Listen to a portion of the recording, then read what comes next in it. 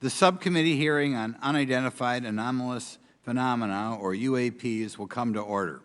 Welcome, everyone. Without objection, the Chair may declare a recess at any time. Additionally, without objection, the following members are waived onto the subcommittee for the purpose of participating in today's hearing: Mr. Burchett of Tennessee, Ms. Luna of Florida, Mr. Getz of Florida, Mr. Burleson of Missouri, Mrs. Ocasio-Cortez of New York, and Mr. Ogles of Tennessee.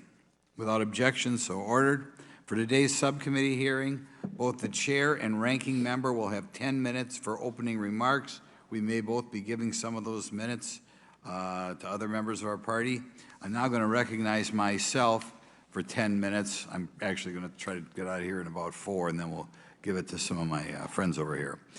Good morning and welcome to the most exciting subcommittee in Congress this week, the Subcommittee on National Security, the Border, and Foreign Affairs, for discussion of unidentified anomalous phenomenon. I'd like to thank the brave military pilots and personnel, such as the witnesses on the panel today, for sharing their stories on how they have engaged UAPs, which has brought attention to this matter. Curiosity and speculation from all walks of life have generated interest in studying what UAPs are and what threats they may pose. I will say that when I was younger in school, I read a book, a 1966 book called Flying Saucers, Serious Business, and for a while, when I was a little bit younger, I thought it was the most important issue out there. The lack of a transparency regarding UAPs, which was one of the themes of that book,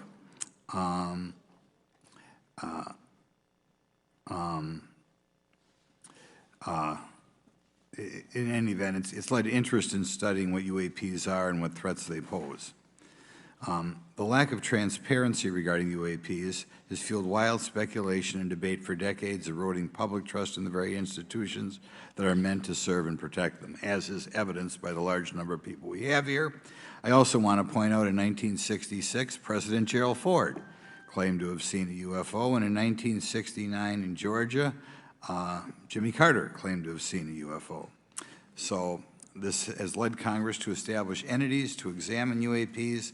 The National Defense Authorization Act of 2022 established the All-Domain Anomaly Resolution Office, or AARO, to conduct or to coordinate efforts across the Department of Defense and other federal agencies to detect, identify, and investigate UAPs. However, AARO's budget remains classified, prohibiting meaningful oversight from Congress. In addition to AARO's efforts, NASA is leading an independent study on UAPs that will identify how UAP data is gathered from both civilian and government entities that can be analyzed to shed light on the topic. However, despite these offices being established, there lies a pressing demand for government transparency and accountability that cannot be overlooked, and that's been a problem that's been around for 50 years. The Biden administration handling of the Chinese spy balloon that violated U.S. airspace is one example how the government is not prepared for these. The Biden administration's description of events has shown that the government continues not to be forthright. Between the Chinese balloon being shot down and 2 UAPs subsequently shot down following the event earlier this year, the U.S. government spent $1.5 million in taxpayer dollars on missiles, yet we have seen little clarity from the Biden administration. We must demand transparency from the Department of Defense, our intelligence community, and our defense industry on the UAP work. We're going to ask some questions about that today. Congress recognizes the subject of UAPs is multifaceted and requires a careful, data-driven approach. Today, we'll see clarity from these witnesses' testimonies, or we'll seek clarity as to what can be done to improve reporting for military and civilians and remain committed to objective inquiry. Congress should work to ensure that knowledge is not driven by fear. Today, we are not just debating the existence of UAPs, we are deliberating on the principles that define our republic, which is a commitment to transparency and accountability. I look forward to hearing from our witnesses today about ways we can improve government efficiency and openness when it comes to UAPs. I thank each of you for your presence here today and for your dedication to safeguarding the interests of the American people. I look forward to your testimony. Now I'm going to turn it over for 2.5 or 3 minutes to Representative Burchett from Tennessee. Thank you, Mr. Chairman. Thank you all for being here. I want to thank everybody for making this happen today. And I want to remind everybody this is a nonpartisan issue. This has nothing to do with party politics. I think the cover-up goes a lot deeper than that. I also want to thank my colleagues, Representative Anna Paulina Luna, sitting beside me here, Jared Moskowitz, my friend across the aisle, has an incredible mind, and I'm anxious to hear his questions. My buddy Eric Burleson, and it's not in my notes here, but Matt Gates. If it hadn't been for Matt Gates, myself, him, and Luna would still be down at Eglin Air Force Base trying to get some answers. He's got an incredible legal mind. Also, I know I saw it in the crowd there, George Knapp, my buddy Jeremy Corbell. They're not witnesses, but they've provided some statements on this subject, and I seek unanimous consent to enter those statements into the record, Mr. Chairman. Without objection. Also, would like to enter in, I understand now that this is unclassified and it's public record, but as we all know, that's sometimes difficult for the public to get a hold of. A report, Defense Intelligence reference documents, Advanced Space Propulsion Based on Vacuum, Space-Time Metric Engineering, some light reading for some of our members. Without objection. Thank you. Mr. Knapp wrote, since 1969, the position of our military has been that UFOs pose no threat to national security and are not worthy of further study. I'd say that's the biggest understatement of the decade. He also goes on to talk about the dismissive attitude. It's at odds with what was revealed in documents, reports, and internal memos. And Mr. Cabral says, as he writes these words, the UFO is emerging as a major topic of global importance. I can state that as a fact. Out there, I met a fellow who came in here all the way from Denmark to be here for this meeting. So this is huge. This is worldwide. I think we suspect what's going on, but I'd also like to thank the members of Congress who have supported our efforts to make this hearing happen. Some have even confided to me that they've had UFO sightings of their own. Those members, of course, some of them wish to remain anonymous, and I'll keep it that way. But also, finally, I'd like to thank these three brave witnesses here. They took an oath. They took an oath to uphold the Constitution of the United States, and dadgummit, they're doing it. And we owe them a debt of gratitude.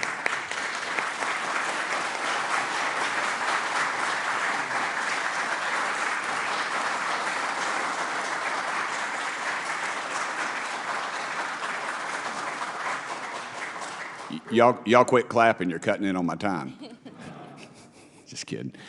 These folks, they've got nothing to gain from this, and I think you're going to find out that they've endured quite a few slings and arrows.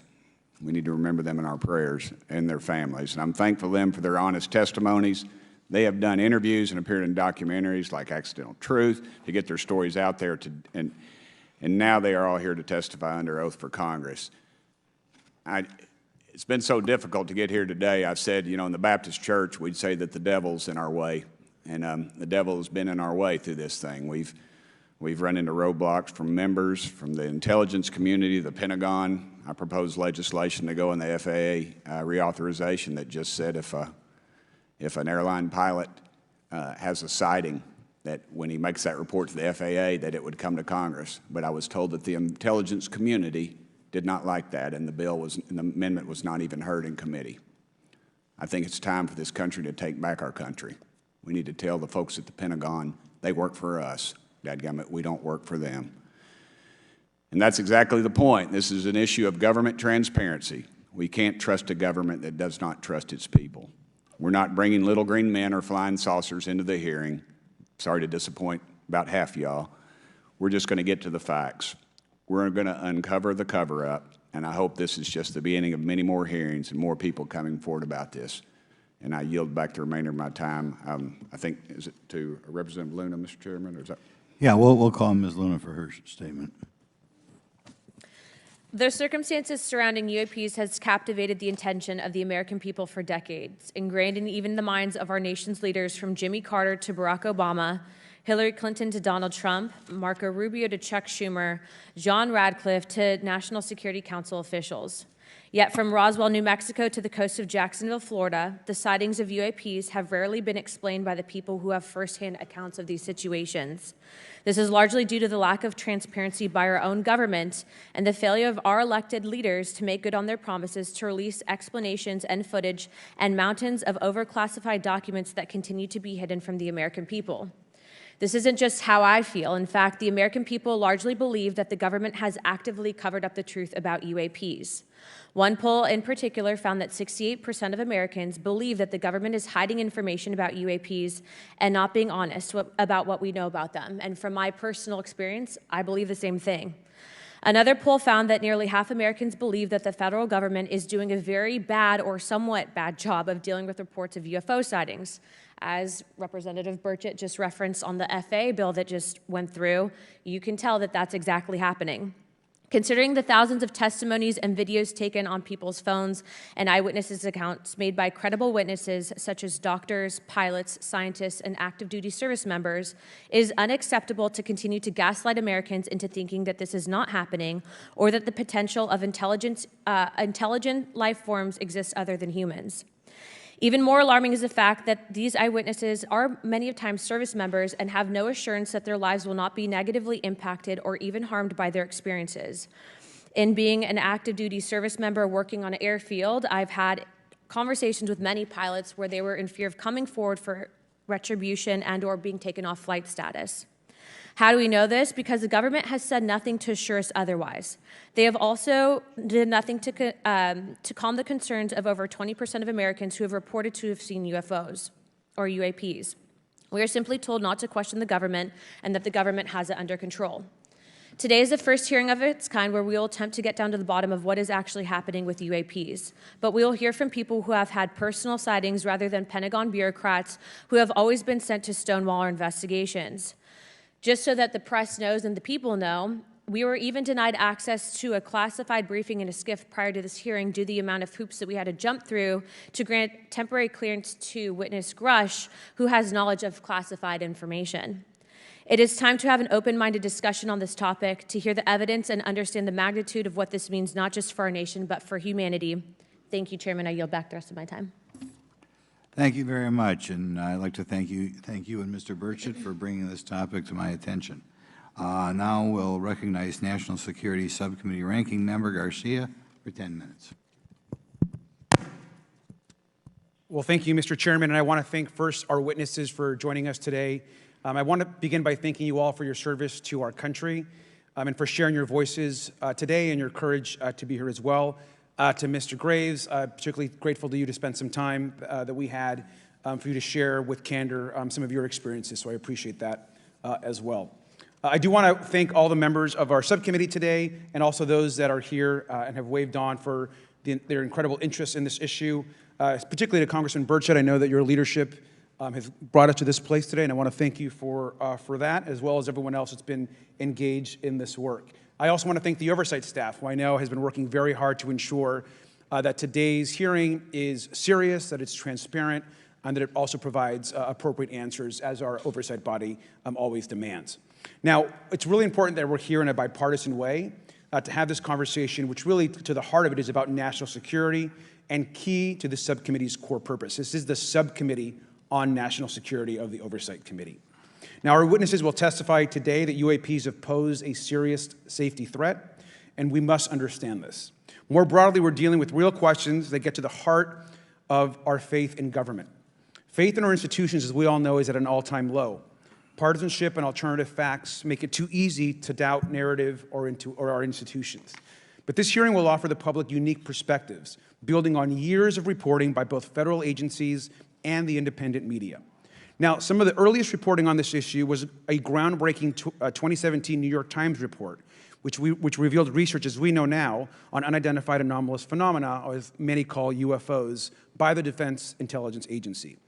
Mr. Graves and Commander Favor's experiences with UAPs have also been documented by the public, not just by the New York Times, but CNN and many other national news outlets.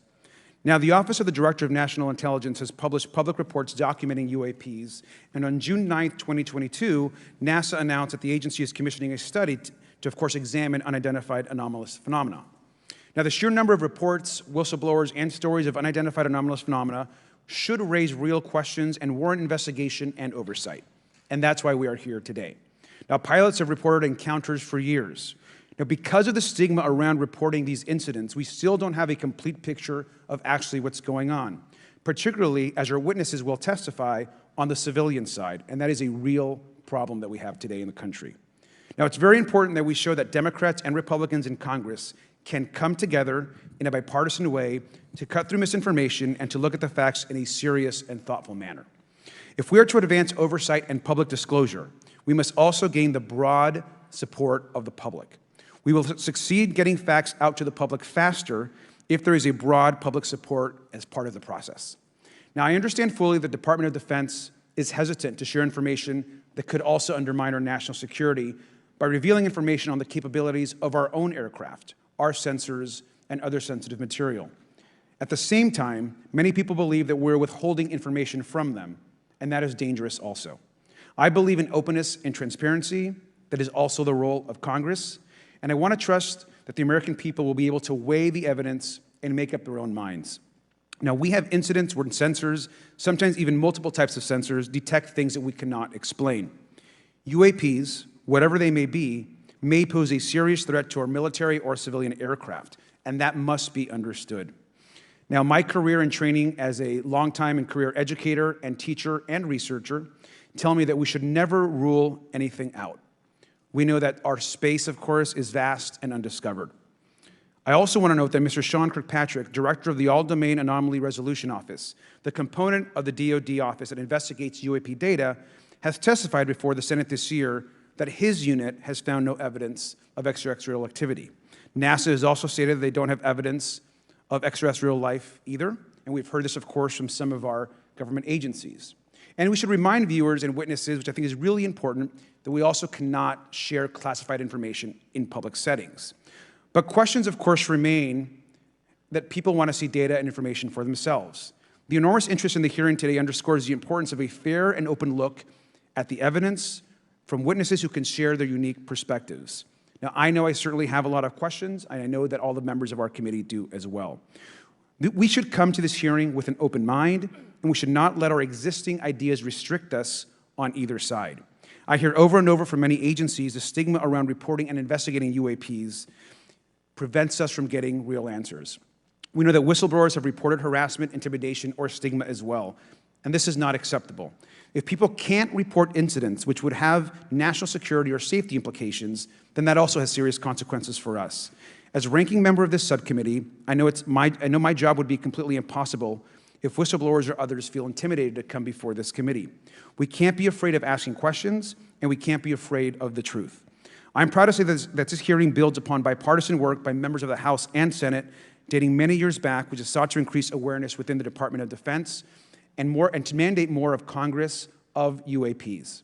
We know the Senate is taking up an amendment to their defense authorization bill, which will create a commission with broad declassification authority, and we should all agree that that is an important step. Members of both parties and senior officials in multiple administrations have taken an interest in this issue, and we're proud to carry and build that confidence in the American people. This hearing will also not be the end of this discussion, but a new chapter and start to years and years of work that many folks, both in the public and within government, have been working on. We should encourage more reporting, not less, on UAPs. The more we understand, the safer we will be. We will hear testimony from witnesses today with a long record of service to the American people and with subject matter expertise. Our witnesses have a unique opportunity to share their perspective, insights, and their experiences with the American people. And I encourage all of my colleagues to engage with these difficult questions with an open mind and to follow the facts on behalf of our country. I also just want to say more broadly that we should look at this hearing and believe that everything is on the table as it relates to UAPs. I think an open mind is absolutely the best. I want to yield the 2.5 minutes, the remainder of my time, to the representative from Florida, Representative Moskowitz, for an opening statement. He also has been very much engaged in this issue, and I want to thank him for his leadership. Congressman. Thank you, Ranking Member Garcia. Thank you, Mr. Chairman. I want to thank Tim Burchett and Anna Paulina Luna for their leadership in pushing this hearing forward. I want to thank, obviously, committee staff and their staff working on this on a bipartisan basis because many Americans are deeply interested in this issue, and it shouldn't take the potential of non-human origin to bring us together. Additionally, I want to thank the witnesses for coming forward to share your perspectives, your thoughts, and the sightings of UAPs. Unlike other hearings many times in Congress, you're not here to help a political party, but you're here to share information with the American people. And it's not something that is just going on in this administration. It's something that's spanned many administrations. For decades, many Americans have been fascinated by objects mysterious and unexplained, and it's long past time that they got some answers. The American public has a right to learn about technologies of unknown origins, non-human intelligence, and unexplainable phenomena. Those are not the words of a UFO Twitter account, though that is a direct quote from Majority Leader Chuck Schumer, that the American public has a right to learn about technologies of unknown origins, non-human intelligence, and unexplainable phenomena. In an interview with Fox News, recent former Director of National Intelligence John Radcliffe confirmed the U.S. government is aware a lot more sightings of UAPs, and that they have not made that information public. I quote, "There are a lot more sightings that have not been made public," Radcliffe said to Fox News. For me, this hearing is about transparency. We unfortunately live in a time in which many people distrust government and our institutions, and overclassification of information away from the American public or even Congress contributes to today's politics. The American people have regular questions. What are UAPs? How come the media doesn't report more on them? Are they foreign adversaries? Are they U.S. technology? Are they something else? They ask themselves, how come when a Russian jet shoots flares at one of our drones, we have perfect pictures and videos to show the American people and the world, but when it comes to UAPs, nothing? Of course, we must always protect our national security to maintain our superiority, like when stealth helicopters were only rumored to exist but were used in the Osama bin Laden raid in 2011. But we can't allow that to be used as a shield to keep the American people completely in the dark from basic truths. The American people deserve to hear more about special access programs. Congress has a right to know if there's any unsanctioned weapons development, satellite imagery that has not been provided to Congress. Congress created the All-Domain Resolution Office in the NDAA of 2022. In its initial analysis, there are 171 uncharacterized UAP reports, and this is the words from the report, that appear to have demonstrated unusual flight characteristics or performance capabilities. I believe more information is known about the 171 instances. It's time for Congress to reinsert ourselves. I call on our military leaders and intelligence officials to release more information to the American people about UAPs. And to our military leaders, if there's nothing to conceal, let Congress go to Wright-Patterson Air Force Base, the Dugway Proving Ground, or even Groom Lake in Nevada. We should have disclosure today. We should have disclosure tomorrow. The time has come. Thank you, Ranking Member. Thank you, Mr. Moskowitz, and I would yield back now to our chairman. Thank you. Right, now I'd like to introduce our witnesses. Our first witness is Lieutenant Ryan Graves. He's the Executive Director of Americans for Safe Aerospace. Lieutenant Graves is also a former U.S. Navy F-18 pilot with his own UAP experience. The next witness, David Grush, is a former senior intelligence officer with the National Geospatial Intelligence Agency and was a senior technical advisor for UAP issues. And finally, retired Navy Commander David Fravor, squadron leader who worked as a naval aviator for 18 years. Mr. Fravor has his own UAP experience, known as the TikTok event. I look forward to hearing from all three of you today. Pursuant to Committee Rule 9G, the witnesses will please stand and raise their right hands. Do you solemnly swear or affirm that the testimony you are about to give is the truth, the whole truth, and nothing but the truth, so help you God? Let the record show that all the witnesses answered in the affirmative. You may be seated. We appreciate you all being here today and look forward to your testimony. I'll remind the witnesses that we have read your written statements and they will appear in full in the hearing record. Please try to limit your oral statements to 5 minutes. As a reminder, please press the button on the microphone in front of you so that it's on and the members can hear you. When you begin to speak, the light in front of you will turn green. After 4 minutes, it'll turn yellow, and the red light, when that comes on, it tells you your 5 minutes have expired. I'll now recognize Mr. Graves for 5 minutes for your opening statement. Thank you. Chairman Grothman, Ranking Member Garcia, distinguished members of the House Oversight Subcommittee on National Security, Representatives Burchett and Luna. My name is Ryan Fobbs Graves, and I'm a former F-18 pilot with a decade of service in the U.S. Navy, including 2 deployments in Operation Enduring Freedom and Operation Inherent Resolve. I have experienced advanced UAP firsthand, and I'm here to voice the concerns of more than 30 commercial aircrew and military veterans who have confided their similar encounters with me. Today, I would like to highlight 3 critical issues that demand our action. As we convene here, UAP are in our airspace, but they are grossly underreported. These sightings are not rare or isolated, they are routine. Military aircrew and commercial pilots, trained observers whose lives depend on accurate identification, are frequently witnessing these phenomena. The stigma attached to UAP is real and powerful and challenges national security. It silences commercial pilots who fear professional repercussions, discourages witnesses, and is only compounded by recent government claims questioning the credibility of eyewitness testimony. Parts of our government are aware of more about UAP than they let on, but excessive classification practices keep crucial information hidden. Since 2021, all UAP videos are classified as secret or above. This level of secrecy not only impedes our understanding, but fuels speculation and mistrust. In 2014, I was an F-18 Foxtrot pilot in the Navy Fighter Attack Squadron 11, the Red Rippers, and I was stationed at NAS Oceana in Virginia Beach. After upgrades were made to our jet's radar systems, we began detecting unknown objects operating in our airspace. At first, we assumed they were radar errors, but soon we began to correlate the radar tracks with multiple onboard sensors, including infrared systems, eventually through visual ID. During a training mission in Warning Area Whiskey 72, 10 miles off the coast of Virginia Beach, 2 F-18 Super Hornets were split by a UAP. The object, described as a dark gray or a black cube inside of a clear sphere, came within 50 feet of the lead aircraft and was estimated to be 5 to 15 feet in diameter. The mission commander terminated the flight immediately and returned to base. Our squadron submitted a safety report, but there was no official acknowledgement of the incident and no further mechanism to report the sightings. Soon, these encounters became so frequent that aircrew would discuss the risk of UAP as part of their regular pre-flight briefs. Recognizing the need for action and answers, I founded Americans for Safe Aerospace. The organization has since become a haven for UAP witnesses who were previously unspoken due to the absence of a safe intake process. More than 30 witnesses have come forward, and almost 5,000 Americans have joined us in the fight for transparency at safeaerospace.org. The majority of witnesses are commercial pilots at major airlines. Often, they are veterans with decades of flying experience. Pilots are reporting UAP at altitudes that appear above them at 40,000 feet, potentially in low Earth orbit or in the gray zone below the Kármán line, making inexplainable maneuvers like right-hand turns and retrograde orbits or J-hooks. Sometimes these reports are reoccurring, with numerous recent sightings north of Hawaii and in the North Atlantic.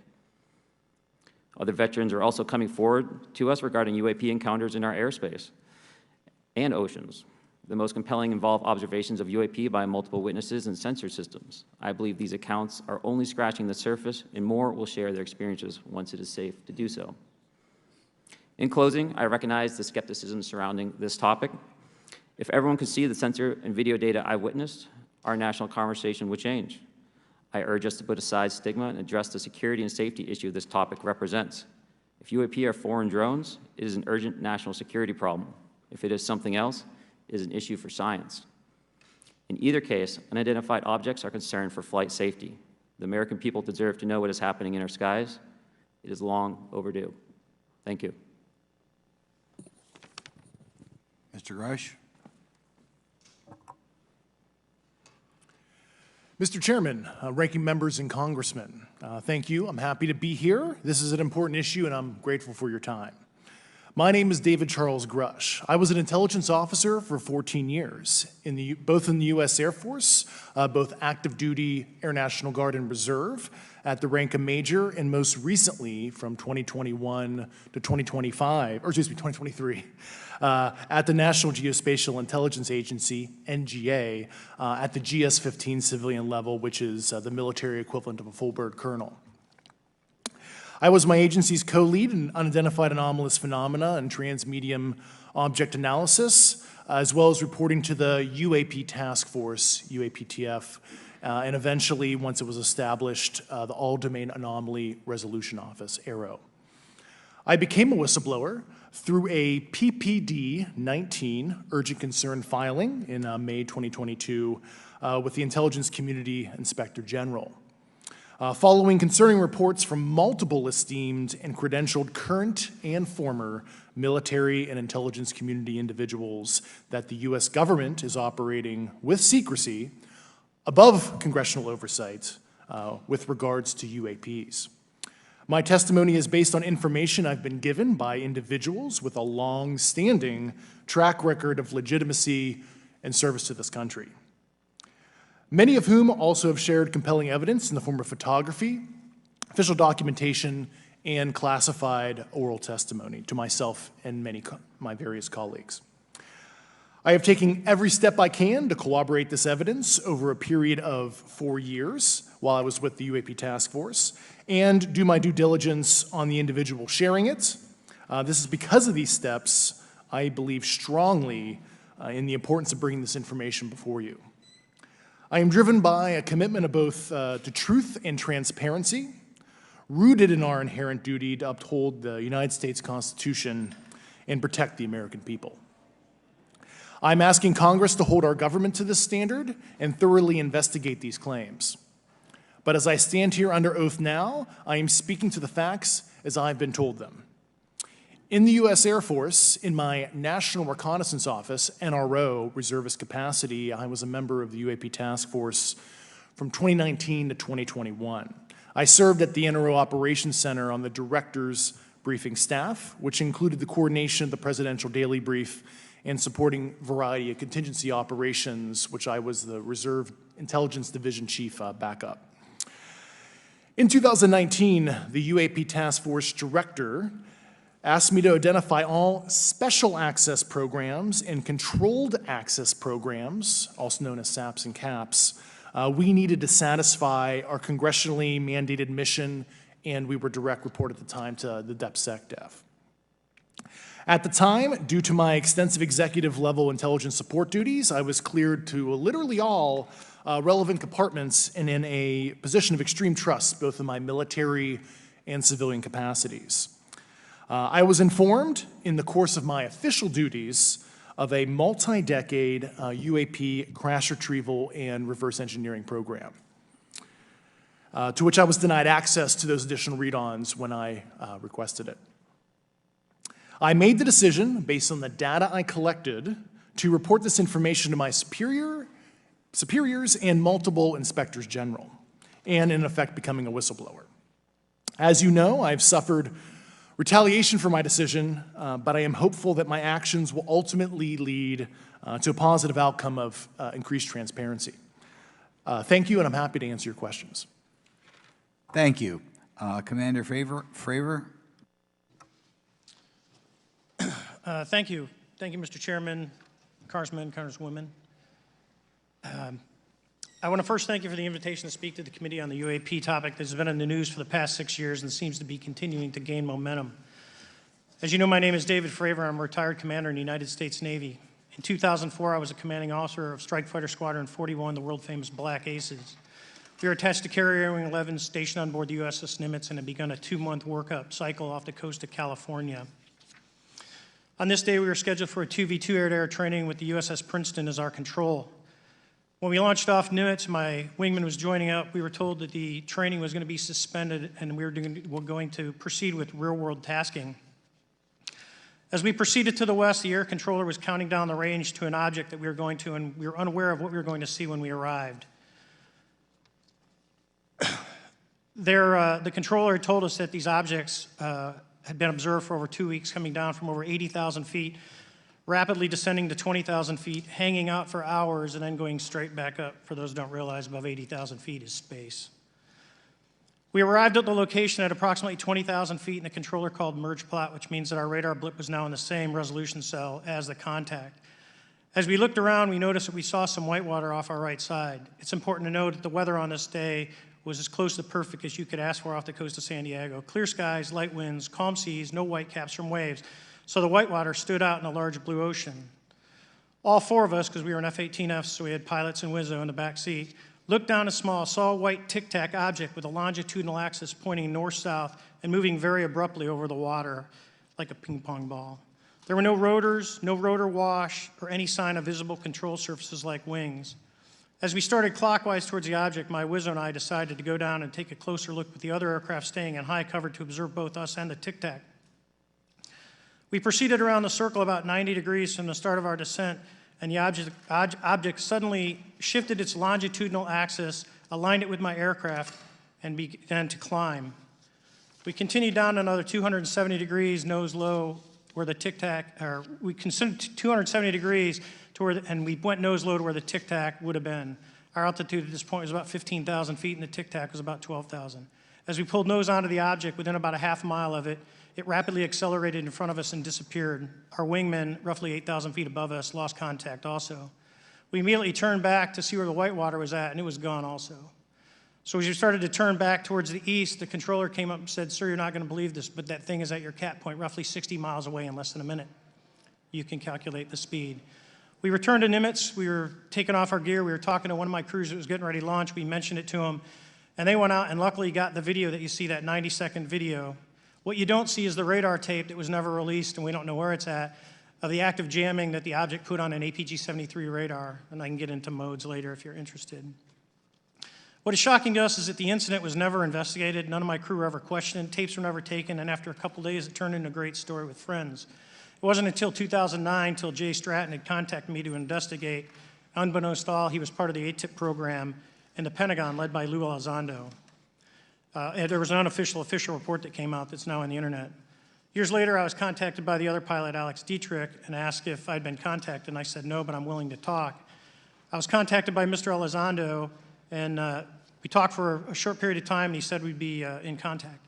A few weeks after that, I was made aware that Lou had left the Pentagon in protest and joined forces with Tom DeLonge, Chris Mellon, Steve Justice, and others to form Two Stars Academy, an organization that pressed the issue with leading industry experts and U.S. government officials. They worked with Leslie Keene, who is present today, Ralph Blumenthal, and Helene Cooper to publish the articles in the New York Times 2017 New York Times, and it removed the stigma on the topic of UFOs, which is why we're here today. Those articles open the door for the government and public that cannot be closed. It has led to an interest from our elected officials who are not focused on little green men, but figuring out where these craft are, where they're from, the technology they possess, how do they operate. It also led to the Whistleblower Protection Act and the NDAA. There are multiple witnesses coming forward to say that have firsthand knowledge, and Mr. Grush just covered that. What concerns me is that there's no oversight from our elected officials on anything associated with our government processing or working on craft. Believe it not from this world. This issue is not a full public disclosure that could undermine national security, but it is about ensuring that our system of checks and balances works across all work done in the government using taxpayer funds. Relative to government programs, even unacknowledged WAVE programs have some level of oversight by the appropriate committee members in the House and Senate, and this work that is said to be occurring from whistleblower testimonies should not be exempt. In closing, I would like to say that the tic-tac object we engaged in 2004 was far superior to anything that we had on time, have today, or are looking to develop in the next 10 years. If we in fact have programs that possess this technology, it needs to have oversight from those people that the citizens of this great country elected in office to represent what is best for the United States and best for the citizens. I thank you for your time. Thank you very much. Thank you very much. I know it's very difficult for all of you, all you've done in the past to try to illuminate this issue. Call on myself first for some questions. I'm going to start with Mr. Graves. Are pilots that you interact with as part of your organization, do you feel adequately trained and briefed on how to handle encounters with UAPs? No. Right now, military witnesses to UAP have limited options for reporting UAP, but more concerning is that commercial aviation sector has not adapted to the lessons that the military has implemented.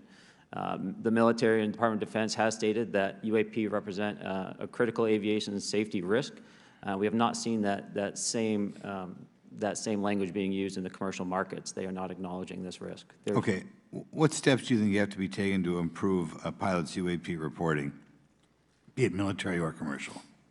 Right now, we need a system where pilots can report without fear of losing their jobs. There is a fear that the stigma associated with this topic is going to lead to professional repercussions, either through management or perhaps through their yearly physical check.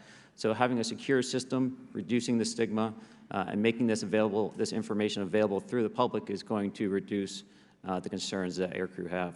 Could you just give me a little idea of the degree to which reports in the past are not made public right now? Well, I don't think there has been a proper reporting system to gather those reports and thus not report them. So to answer your question, I think there is a dearth of data due to the fact that the reporting has been limited up to this time. Could you tell me why you believe it's, kind of to play the devil's advocate, a reason why some of this stuff should not be available to the public? There's certainly some national security concerns when we use our advanced sensors in our tactical jets to be able to identify these objects. However, there's no reason that the objects themselves would be classified.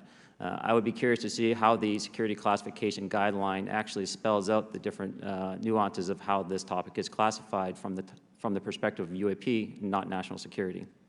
I'll give you a follow-up on that. Assuming that there are reasons why not all this should be made public, this has been around for a long period of time. Can any of the three of you think of any reason why anything related to UAPs, say 15 years and back, should not be immediately made public? I think one of it is acknowledging a vulnerability, both from a collection and I'll just say a countermeasure perspective. So it's that we haven't cracked for many years. Yeah. Even say 20 years back. Is there any reason why, when you go back that far, things shouldn't be made public?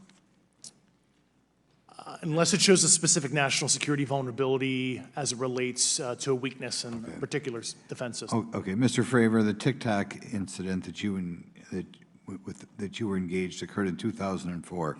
What kind of reporting took place after that incident? None. We had a standard debrief where the backseaters went down to our carrier intel center and briefed what had happened, and that was it. No one else talked to us, and I was in the top 20 in the battle group. No one came. The captain was aware, the admiral was aware, nothing was done. Your commanding officers provide any sort of justification? No, because I was the commanding officer of the squadron, so no. Was this incident the only UAP event that you encountered while you were a pilot? Yes, it was. Okay. This is for any one of you. Based off of each of your experiences and observations, do you believe UAPs pose a potential threat to our national security? Yes, and here's why. The technology that we faced was far superior than anything that we had, and you could put that anywhere. If you had one, you captured one, you reverse engineered it, you got it to work, you're talking something that can go into space, go someplace, drop down in a matter of seconds, do whatever it wants, and leave, and there's nothing we can do about it. Nothing. Okay. You two? Well, I would also like to add, from a commercial aviation and military aviation perspective, we deal with uncertainty in our operating space as a matter of our professional actions. Identifying friend from foe is very important to us.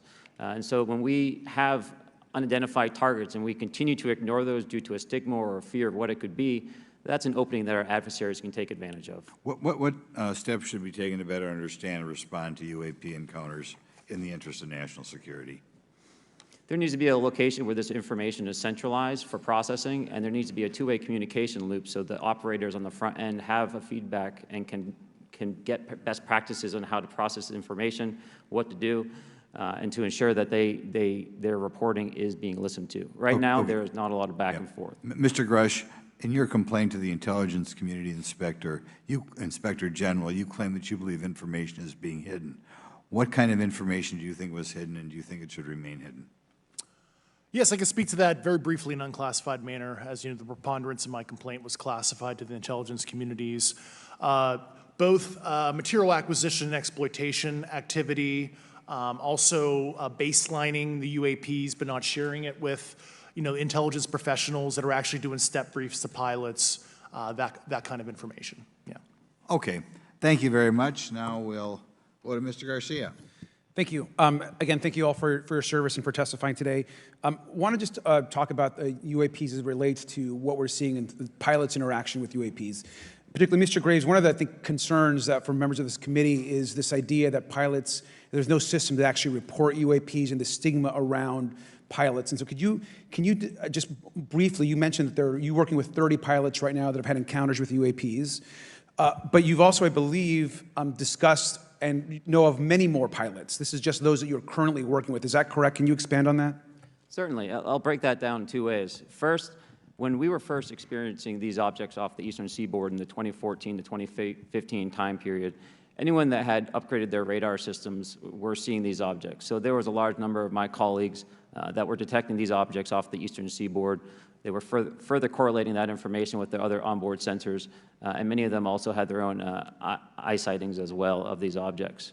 Now, that was our personal firsthand experience at the time. Since then, as I've engaged this topic, others have reached out to me to share their experiences, both on the military side as well as the commercial aviation side. On the military aviation side, veterans that have recently got out have shared their stories and have expressed how the objects we were seeing in 2014, 2015 continued all the way to 2019, 2020, and beyond. And so it became a generational issue for naval aviators on the eastern seaboard. This was something we were briefing to new students. This is something that was included in the notice to airmen to ensure that there was no accidents. And now with commercial aviators, they are reaching out because they're having somewhat similar experiences as our military brothers and sisters, but they do not have any reporting system that they can send us to.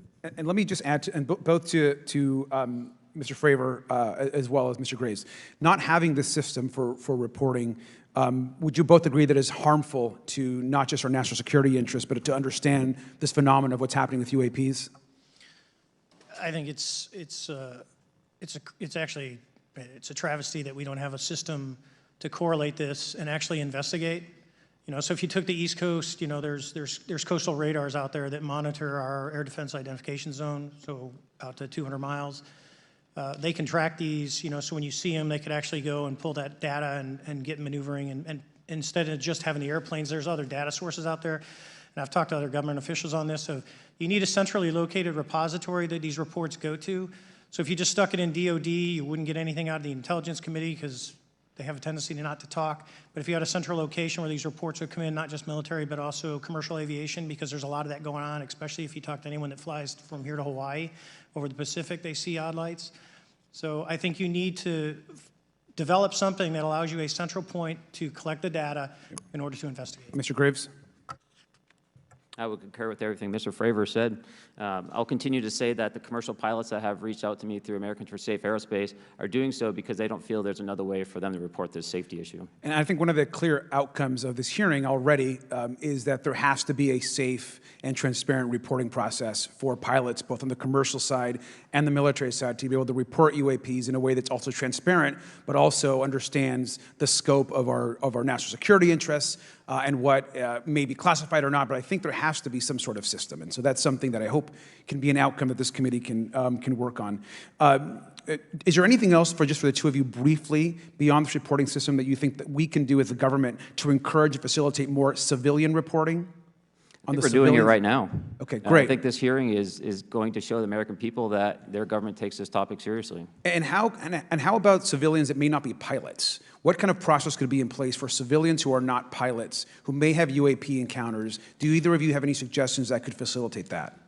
My recommendations would be to make that a sensor-centric operation in order to make it as objective as possible. Okay. Sir, Mr. Fravor? No, I agree with Mr. Graves on that. Okay. Just briefly, I also just want to note, particularly for the two pilots, and I have a question for Mr. Grush. One of the things that I found fascinating in our discussion, Mr. Graves, last night as well, is that you both described UAPs and formations and the way they are observed in space or in our air, and the way that they move is essentially ways in which current technology or aircraft that we know of are unable to actually function or move. And so will you just, for the public record, again, once again, briefly just either describe or note that aircraft that are being witnessed, particularly by the 30 folks that you're working with, are essentially outside the scope of anything that we know of today and the technology we have today. Mr. Graves, Mr. Fravor? Yes, the objects that are being seen by commercial pilots are performing maneuvers that are unexplainable due to our current understanding of our technology and our capabilities as a country, and that applies for the military as well. Mr. Fravor? Yeah, I concur with that. We have nothing that can stop in midair and go the other direction, nor do we have anything that can, like in our situation, come down from space, hang out for 3 hours, and go back up. Thank you. My last question, and sometimes I know that you have also said some of these answers in the past, but we're trying to get them on the public record as well, which is really important. Mr. Grush, finally, do you believe that our government is in possession of UAPs? Absolutely, based on interviewing over 40 witnesses over 4 years. And where? I know the exact locations, and those locations were provided to the Inspector General and some of which to the intelligence committees. I actually had the people with the firsthand knowledge provide a protected disclosure to the Inspector General. Thank you. And Mr. Chairman, I would just say that I think that these questions are important questions, and I look forward to being involved in the process to get those answered. I know there'll be a lot of questions from other committee members, so I yield back. Thank you. We'll go to Mr. Burchett himself. Thank you, Mr. Chairman. Thank you, Mr. Garcia. I would like to have you on my legislation to do just that on the reporting, and we'll get together on that. Maybe you can be my co-sponsor on that. That'd be really cool. Thank you for those great questions. Mr. Graves, again, I'd like to know, how do you know that these were not our aircraft? Some of the behaviors that we saw in a working area, we would see these objects being at 0.0 Mach, that's 0 airspeed, over certain pieces of the ground. So what that means, just like a river, if you throw a bobber in, it's going to float downstream. These objects were staying completely stationary in Category 4 hurricane winds. These same objects would then accelerate to supersonic speeds, 1.1, 1.2 Mach, and they would do so in very erratic and quick behaviors that I don't have an explanation for. Okay. Have you spoken to commercial and military pilots that have seen these off of our East Coast? I have. Okay. Mr. Favor, I noticed that in the Tic Tac video, it's Tic Tac like the candy, not TikTok like the Chinese Communist app. That's correct. Yes, sir. I just want to make that because my daughter corrected me on that and called me a boomer and said, "Hey, boomer," and I said, "No, baby, it's Tic Tac like the candy. You're gonna have to just look it up." And but now I would also like to say today is a day of many firsts. It's a miracle that we're having this meeting, and it's also a miracle that my wife has put up with me for 9 years today. Today is my anniversary, so I want to tell my wife happy anniversary and that I love her very much. As she likes to say, this 9 years have been the best 2 years of her life. So, thank you. Mr. Favor, what astonished you the most about the flight capabilities of these Tic Tac, very briefly? The performance, absolute performance. It was. And you're not aware of any other objects that anybody in the world has, in this world, that has those capabilities? No, I think it's far beyond actually our material science that we currently possess. Are you aware of any other reconnaissance platforms that have tracked or recorded the Tic Tac's maneuvers, maybe the NORAD system or any of the others? I am not. Okay. Mr. Grush, thank you for being here, brother. Thank you all very much. Have you faced any retaliation or reprisals for any of your testimony or anything on these lines? Yeah, I have to be careful what I say in detail because there is an open whistleblower reprisal investigation on my behalf, and I don't want to compromise that investigation by providing anything that may help provide somebody information. But it was very brutal and very unfortunate, some of the tactics they used to hurt me both professionally and personally, to be quite frank. Yeah. It's very unfortunate, as they say, when you're over the target, that's when they do the most firing at you. Do you have any personal knowledge of people who have been harmed or injured in efforts to cover up or conceal these extraterrestrial technology? Yes. Personally. Have anyone been murdered that you would that you know of or have heard of, I guess? I have to be careful asking that question. I directed people with that knowledge to the appropriate authorities. Maybe in a, if we could get in a confidential area, SCIF, we could talk about that. But unfortunately, we were denied access to the SCIF, and that's very unfortunate in this scenario. Mr. Favor, do you believe that you witnessed an additional object under the water in relation to your encounter? I will say we did not see an object. There was something there to cause the whitewater, and when we turned around, it was gone. So there was something there that obviously moved. Okay, it was not the same object though that you were looking at, correct? No, we actually joked that the Tic Tac was communicating with something when we came back, and because the whitewater disappeared. We were in another instance. We're told about the capabilities of a jamming during viewing of when there were some people chasing some of these objects. Did you experience any of that jamming or interrupting your radar or weapons system?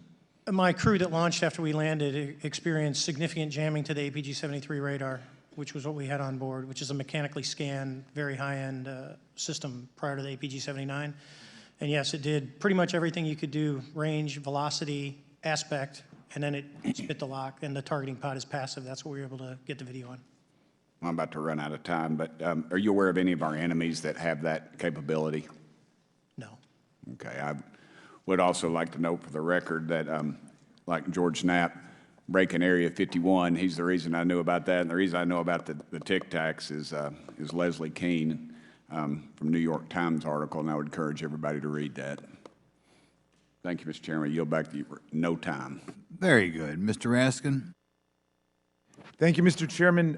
Mr. Graves, you reported UAP encounters during training flights, I think, and have since come forward to warn the Pentagon that these encounters may be putting pilots at risk. My first question is, you've identified these as taking place on the East Coast. Is it just on the East Coast where these encounters have been reported? No. Since the events initially occurred, I've learned that the objects have been detected essentially where all operations, Navy operations, are being conducted across the world. And that's from the All-Domain Anomaly Resolutions Office reporting. All right, can you describe your experience after you decided to come forward and go public with your experience? Certainly. Like many others, in 2017, I saw the New York Times article come out as well. And for me, it was special because I recognized the voices on the video. I recognized the video itself. I had seen it when it was taken. I had seen it when it was debriefed. And so that was kind of shook me because I realized that this problem was still ongoing. And so I reached out to colleagues back on the East Coast and realized that this was still a safety risk that they were dealing with, that they had essentially hit a wall with how they could move forward on this conversation. It was at that point when I decided to try to move the conversation forward myself. Are there common characteristics to the UAPs that have been cited by different pilots, and can you describe what the convergence of descriptions is? Certainly. We were primarily seeing dark gray or black cubes inside of a clear sphere. I'm sorry, dark gray or black cubes? Yes, inside of a clear sphere, where the apex or tips of the cube were touching the inside of that sphere. And that was primarily what was being reported when we were able to gain a visual tally of these objects. And that occurred over almost 8 years. And as far as I know, it's still occurring. I take it that you're arguing what we need is real transparency in a reporting system so we can get some clarity on what's going on out there, because there are many pilots in your situation, but we should have a way of developing a systematic inventory of all of such encounters. Is that right? Yes, and I think we need both transparency and the reporting. We have the reporting, but we need to make sure that information can be promulgated to commercial aviation as well as the rest of the populace. Mr. Grush, what about you? What was your experience after you came forward? Well, it's only been about 2 months or so, so I guess my experience has been overwhelming support from former colleagues of mine that have privately messaged me, and I do appreciate that.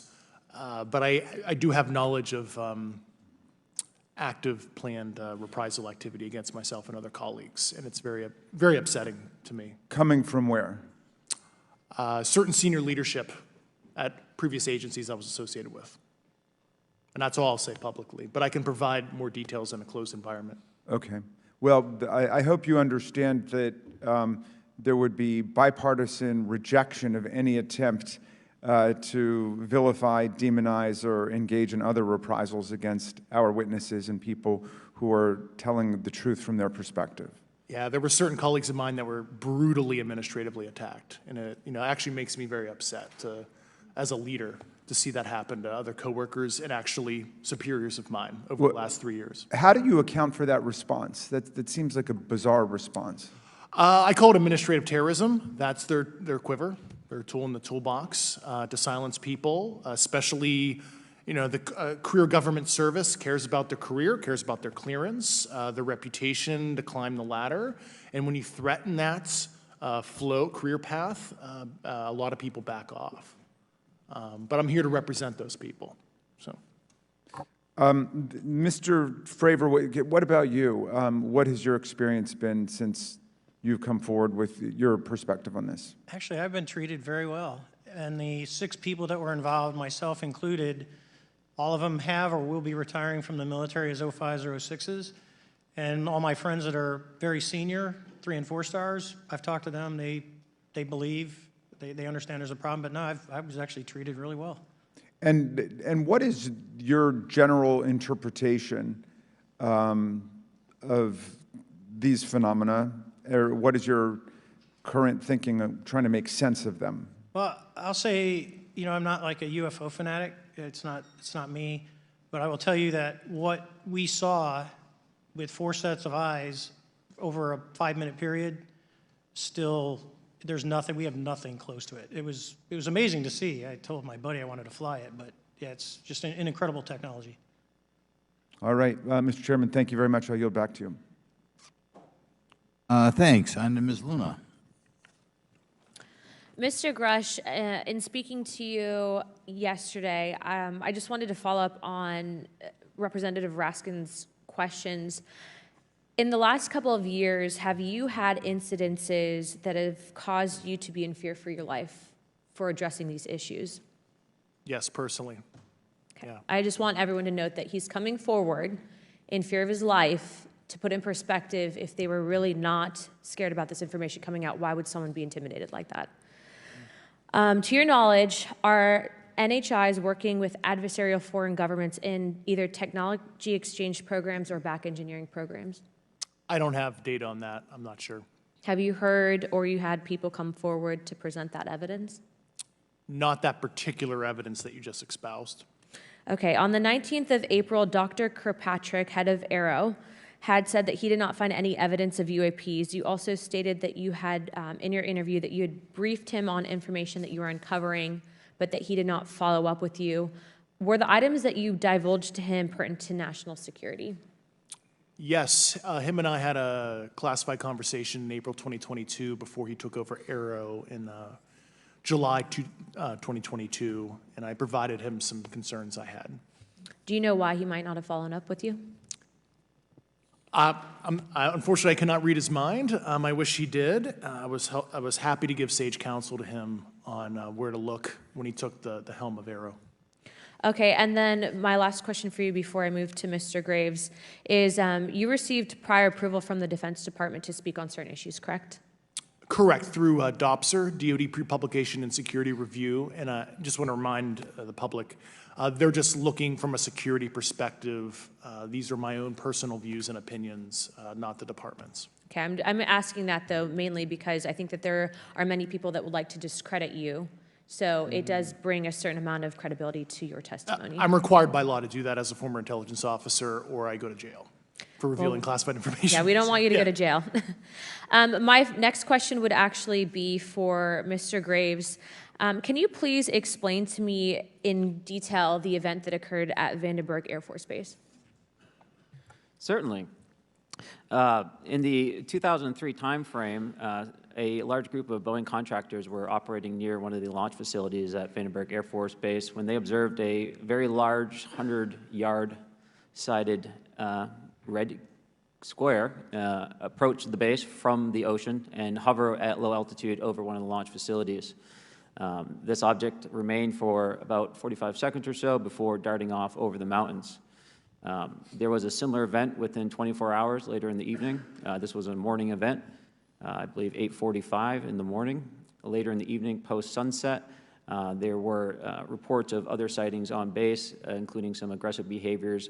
These objects were approaching some of the security guards at rapid speeds before darting off. And this is information that was received through one of the witnesses that have approached me at Americans for Safe Aerospace. Was this documented in any official form, whether it was a police blotter? Yes, they had official documentation and records from the event that the witness held over the years. And I'm not going to ask you to do it right now for time reasons, but you'd be able to sketch what was witnessed, correct? And have you seen that before on any other equipment and/or during your flight time? I have not seen what they've described. This object was estimated to be almost the size of a football field. and I have not seen anything personally that large. Okay, and then another question on follow-up referencing the gimbal video Go Fast incident. Can you just clarify, because to our understanding, the footage was actually cut off at a certain point, but what happens at the end of that video, just for those Americans specifically there that are wanting to know about the rest of that footage? Certainly. There was some uncertainty or instability with the object. It seemed to rock a bit, and that's the last I had seen of the video. Much of the data that I would recommend be analyzed would consist of radar data that would provide precise kinematics on the object, as well as the fleet of objects that were operating nearby. Okay, and follow-up, in regards to the reporting procedures that Mr. Garcia had addressed on, as well as Representative Burchett, with the FAA, to your understanding, pilots that are seeing this, commercial airline pilots, are they receiving cease and desist letters from corporations for coming forward with information in regards to safety for potential airline passengers? I have been made privy to conversations with commercial aviators who have received cease and desist orders. So the American public should know that corporations are putting their own reputations on the not the line, but ahead of the safety of the American people. And I think, would you agree with that statement? It appears so. Okay. And I guess this would be my last, I'm out of time. I yield. I'll be back. Good. Mr. Moskowitz. Thank you, Mr. Chairman. Gentlemen, let's talk about the laws of physics for a second. Mr. Graves and Commander Favor, I heard you talk about speed. When those objects broke the sound barrier, did they make a sonic boom? I was in a jet. You can't hear anything. It's kind of loud in there. Yeah, you're not able to actually personally tell within the vehicle. I will say the objects that we were seeing, they were spherical, and they were observed up to Mach 2, which is a very non-aerodynamic shape. What about G-forces? Let's talk about G-forces of those vehicles. Could a human survive those G-forces with known technology today? No. No, not for the acceleration rates that we observed. Okay. What about what they look like? How close did you get? Did you see a seam or a rivet or a section? And what I mean is, obviously, the jets you're flying have all those things. Did these objects have those? Do you want to go, Ryan? I didn't have the detail to be able to tell that. So we got within a half mile of Tic Tac, which people say that's pretty far, but in airplanes, that's actually relatively close. No, it was perfectly white, smooth, no windows, although when we did take the original FLIR video that is out there, when you put it on a big screen, it actually had two little objects that came out of the bottom of it. But other than that, no windows, no seams, no nothing. Mr. Grush, as a result of your previous government work, have you met with people with direct knowledge or have direct knowledge yourself of non-human origin craft? Yes, I personally interviewed those individuals. Mr. Grush, as a result of your previous government work, have you met with people with direct knowledge or have direct knowledge yourself about ATs, advanced technologies that the U.S. government has? Based on conventional advanced tech, I was briefed to the preponderance of the Defense Department's both space and aerospace compartmented programs, yeah. Do you have knowledge or do you have reason to believe that there are programs in the advanced tech space that are unsanctioned? Yes, I do. Okay. Yeah. And when you say that they're above congressional oversight, what do you mean? Complicated question. So there's, some, I would call it abuse here. So congressional oversight of conventional special access programs, so I'll use Title 10, so DOD as an example, right? So 10 U.S. Code Section 119 discusses congressional oversight of SAPs, discusses the DepSecDef's ability to waive congressional reporting. However, the Gang of Eight is at least supposed to be notified if a waived or waive bigoted unacknowledged SAP is created, and that's public law. Well, so that how does, I don't want to cut you off, but how does a program like that get funded? I will give you generalities. I can get very specific in a closed session, but misappropriation of funds and does that mean self-fund. Does that mean that there is money in the budget that is said to go to a program, but it doesn't, and it goes to something else? Yes, I have specific knowledge of that. Yep. Do you think U.S. corporations are overcharging for certain tech they're selling to the U.S. government, and that additional money is going to programs? Correct, through something called IRAD. Okay. Satellite imagery. Let's talk about satellite imagery. We have satellites all over the place, some that we're aware of and many that we're not aware of, right? We're taking pictures of everything at every point and second. Mr. Grush, are you aware, do you have direct knowledge, or have you talked to people with direct knowledge that there are satellite imagery of these events? That was one of my primary tasks at NGA, since we process, exploit, and disseminate that kind of information.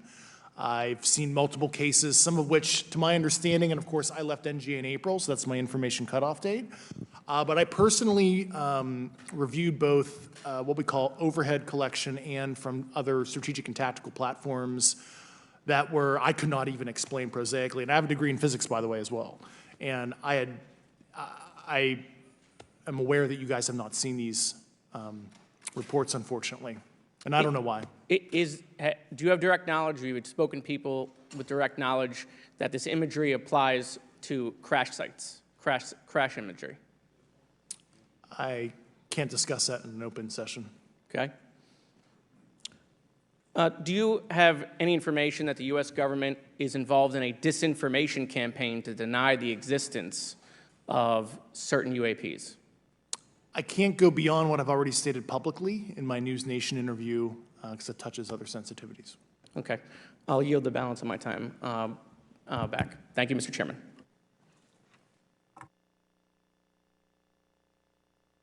Ms. Fox? Thank you, Mr. Chairman, and I thank our witnesses for being here today.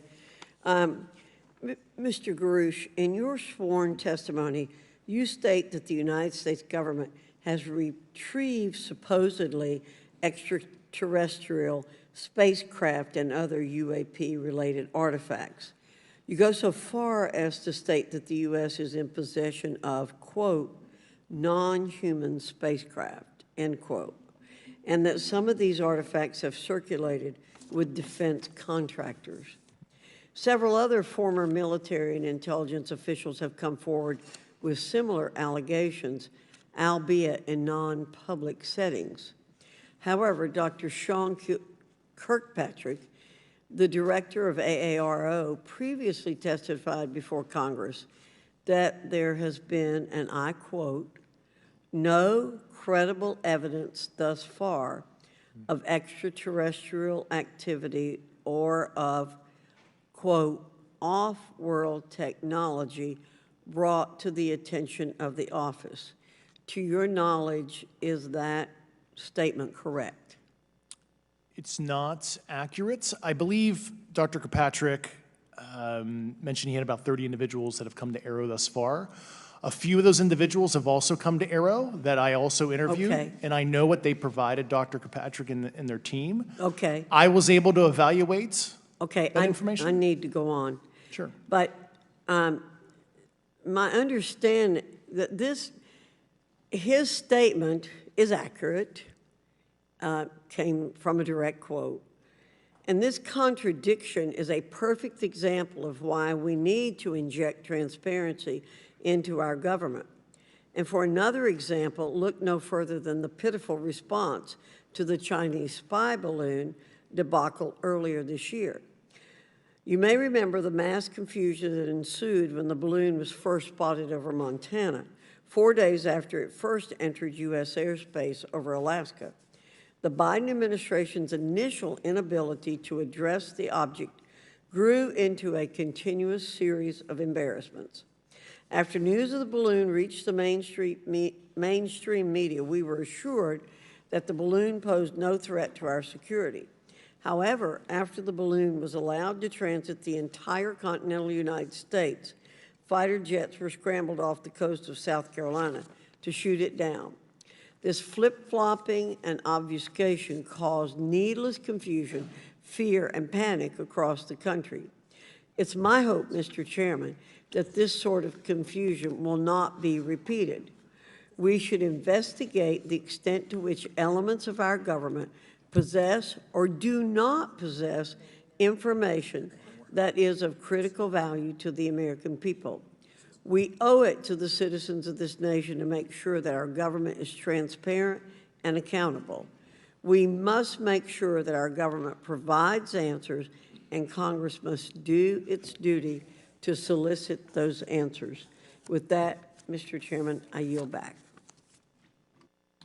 Yeah, Mr. Frost. Thank you, Mr. Chairman. In 2022, NASA announced that it was commissioning an independent study team to examine UAPs. The NASA team is comprised of scientists across different fields, as well as former astronauts and pilots. In May, the independent study team held its first public meeting, which included the perspectives from NASA senior leaders, as well as perspectives from the Department of Defense and intelligence agencies. The NASA study team is also expected to release its first report pretty soon, and I think it's safe to say that we all eagerly await its results. Mr. Graves, how might NASA's research influence the commercial industry regarding safety in UAP? I think NASA has a big role to play as far as commercial aviation safety, and it's one of their original charges as an organization. One of the recommendations that have been put forward is to utilize their existing aviation safety reporting system to serve as a short-term fill and trusted platform for pilots that want to report on UAP. It also has built-in analytics capability and is funded by Congress. Gotcha. And also, Mr. Graves, are there any other industries that may be influenced by the NASA research on UAPs? And if so, how so? Well, I think there is a large swath of commercial capabilities that could be brought to bear on this topic, from space-based or ground-based sensor systems that are available open source or through commercial marketplaces. And I think NASA's work, as they work to identify and highlight specific parameters that can be found, we can take that information and promulgate this through the public sector so that we can have a more open conversation about what we're seeing. You know, in 2020, the Department of Defense released several videos of UAPs, including Mr. Freyer's experience, U.S. Navy pilots that recorded footage. In 2021, the Office of the Director of National Intelligence released a preliminary report on UAP events. NASA Administrator Bill Nelson stated that NASA would begin to investigate these events. In fact, I sit on Science, Space, and Technology Committee, and when we were doing a hearing with the NASA Administrator Bill Nelson, I asked, you know, why NASA needed to be fully funded, and there were many great reasons, but one of them was actually had to do with UAPs. He actually mentioned, you know, is there life out there? I don't know. And so either way, these actions ultimately led NASA to assemble the independent study team that I mentioned earlier. Also in 2021, Harvard University stood up the Galileo project to research and examine the origins of UAP. So it seems like both, you know, from NASA and in the higher education community, because of the work that y'all have done and people standing up, you know, I think we're seeing some of that stigma slowly going away. Mr. Freyer, do you believe that military pilots feeling empowered to share their UAP experiences has directly impacted the scientific community's research goals on this topic? I would say yes. I would say that, you know, starting in 2017, when it actually came out, it took that stigma away. I mean, I've talked to multiple senators who said prior to that, if you'd have mentioned UAP, you'd have been laughed off the hill. And now we're sitting here today for a public testimony on what's actually going on. You know, I'm hoping that this curve will be more of an exponential and we'll get more and more transparent to the level that we can. Yeah, yeah, I mean, it's important. I couldn't imagine, you know, I'm not a pilot, but I used to fly gliders in Civil Air Patrol. Huh? Yeah. Pilot? I mean, you know. And so either way, I mean, I couldn't imagine, you know, being in the glider and seeing something and then not feeling like I had the agency to talk about it. Mr. Graves, can you discuss the importance of seeking scientists to sit on your advisory board? Absolutely. I think ultimately this is going to be a scientific problem. And not only that, it's also an engineering problem. I've been working with the American Institute of Aeronautics and Astronautics to help them stand up a UAP integration committee to help integrate their engineering prowess into this problem. And so, yes, very much, I think this is an engineering and scientific problem as much as a national security problem. And how might Congress help to facilitate partnerships between the scientific community and the UAP focus groups within government? Well, I think one of the things they can do is to have these types of hearings to communicate to the public that this is a topic of interest. I think that there is a pseudo-market, if you will, of interested capabilities and talent that want to approach this topic, and we're seeing that start to grow now. So I think continued conversation, reduction of stigma is going to allow that to flourish and allow answers to help generate themselves. 100%. Well, thank you all for being here, and thank you for your work. I think it's important that we keep our top scientific minds focused on this issue and look for ways to increase collaboration. Thank you so much. I yield back.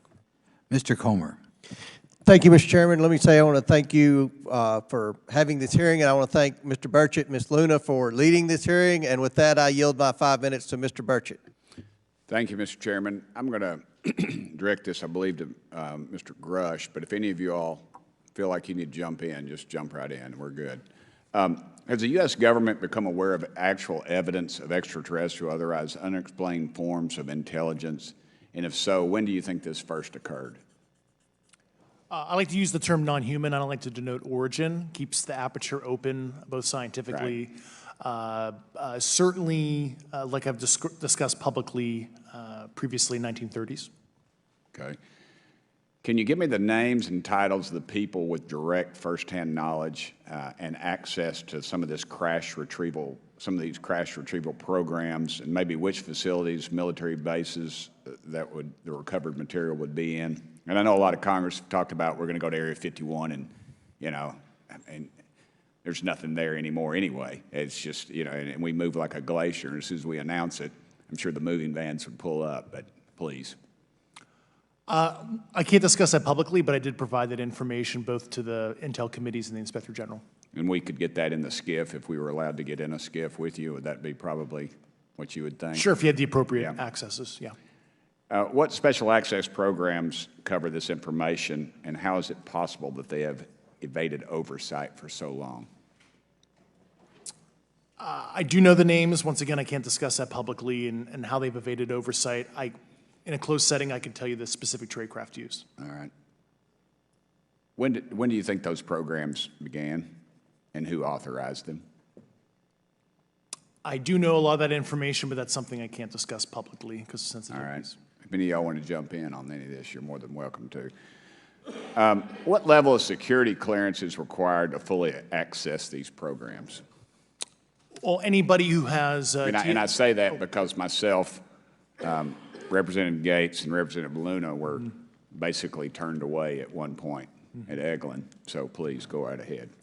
Certainly difference between member access and, say, somebody like me, but anybody who has a TSSCI clearance and meets the eligibility criteria, the access adjudicative authority should be able to grant you access. Mr. Burchett, if you'll yield, so just to put a fine point on that, there's nothing that you're aware of that's above special access program classification. It's a misnomer that there's anything actually above top secret. Executive Order 13526 delineates the classification levels. Right, but I draw a point on that because we can have access to those programs, and so the notion that we're not being given that access sort of defies our typical muscle memory here in Congress. Thank you, Mr. Burchett. I'll yield back to you. Thank you, Mr. Gates. Along those lines, Title 10, you may not know this or not, but Title 10 and Title 50 authorization, they seem to say they're inefficient. So who gets to decide this, in your opinion, in the past? It's a group of career senior executive officials. Okay, are they government officials? Both in and out. Do what? Both in and out of government, and that's about as far as I can go there. Yeah. All right, well, that leads to my next question. Which private corporations are directly involved in this program? How much taxpayer money has been invested in these programs, to your knowledge? I mean, we know we audit the Pentagon every year, and I've been here 5 years, and they failed the dadgum thing every year.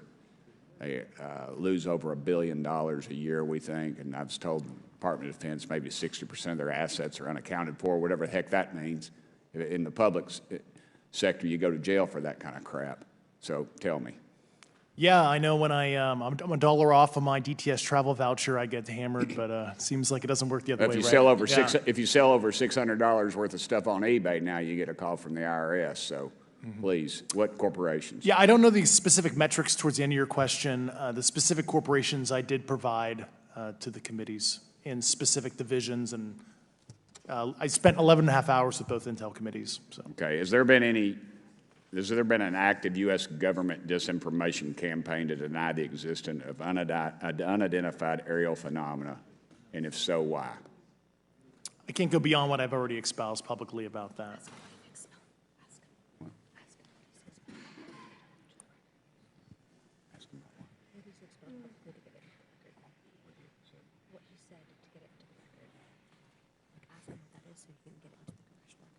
Okay, I've been told to ask you what that what that is and how to get it in the record?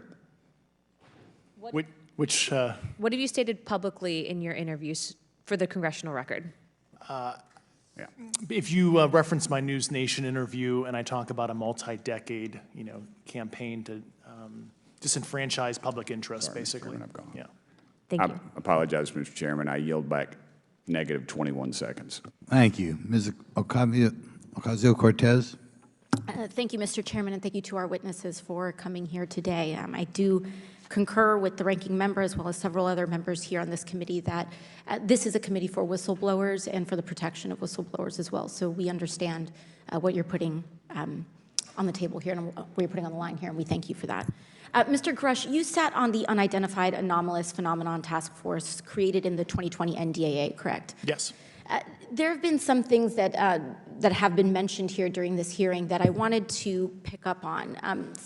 Mr. Graves, you mentioned specifically during the answers to one of your questions, you named Boeing contractors being engaged in an incident regarding this red cube about a football field wide. I was wondering if you could speak a little bit about the interaction, or Mr. Grush, either of you, the interactions between defense contractor companies and any UAP-related programs or activities.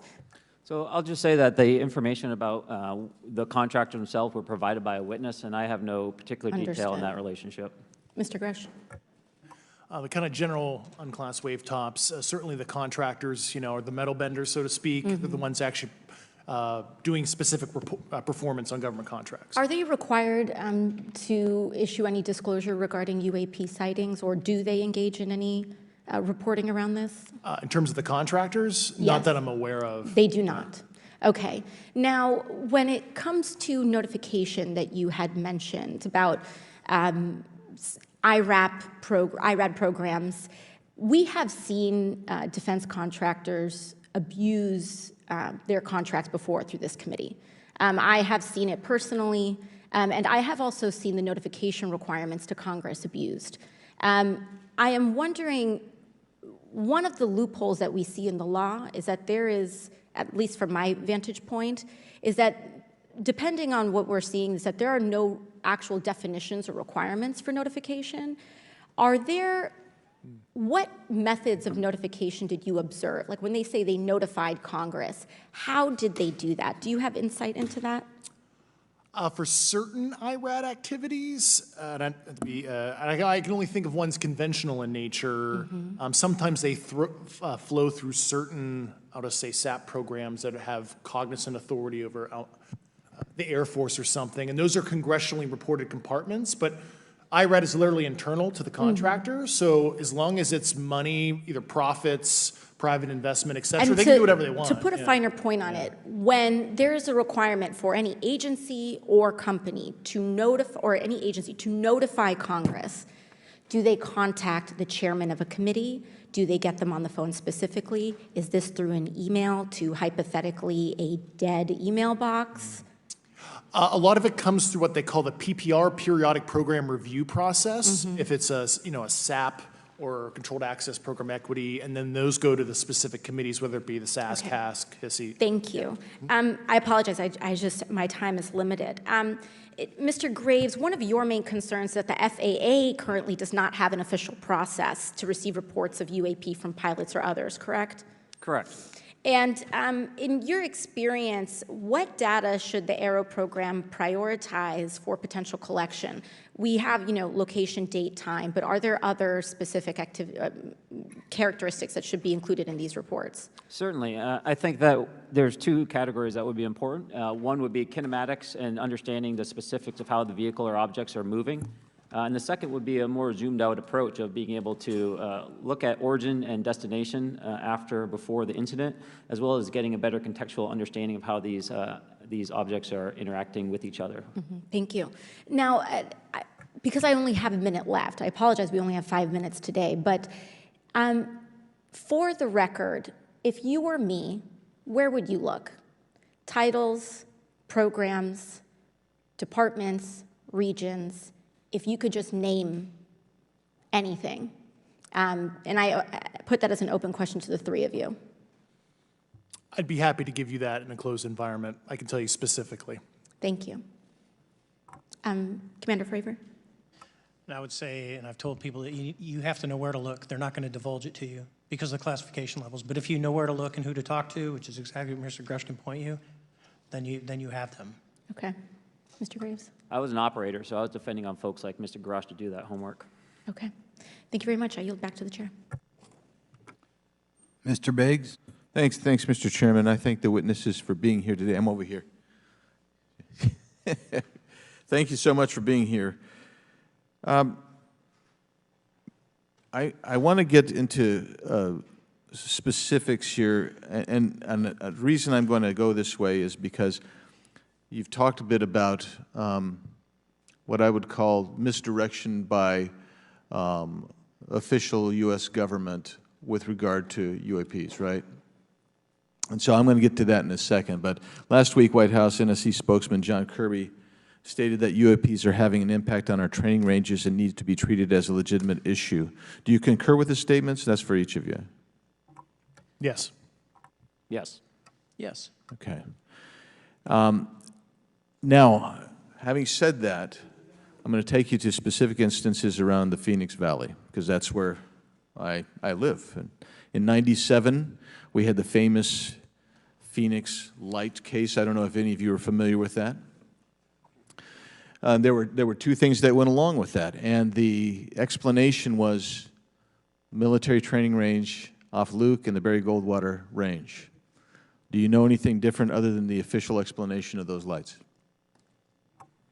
Only what's in the public vernacular about it. That was outside the scope of my duties. And if we wanted to, just my question along with my colleague from New York, Ms. Ocasio-Cortez, if we wanted to find out more about that, where would we go to find the files, and who would we address? And are you going to tell me we need to go to a SCIF so you can tell us in a SCIF? I could potentially give you a vector on that. That specific case, I'm familiar with it in terms of public, but I give you a vector in a closed environment, yeah. That would be good, thank you. So if it's true that UAPs are having an impact on training ranges, and this administration considers it to be a legitimate issue, what steps can Congress take to address training range impacts? And I say that having two very large training ranges in my state. And so we'll start with Mr. Graves and go on down the panel. Some of the initial procedures have been implemented, such as within the United States Navy, that have a range failure report that gathers information from pilots. I understand that a service-wide reporting mechanism is still pending. However, that would be a great next step, not only for gathering information, but for showing the troops that it is an acceptable topic and reducing the stigma. Okay, please, all of you continue.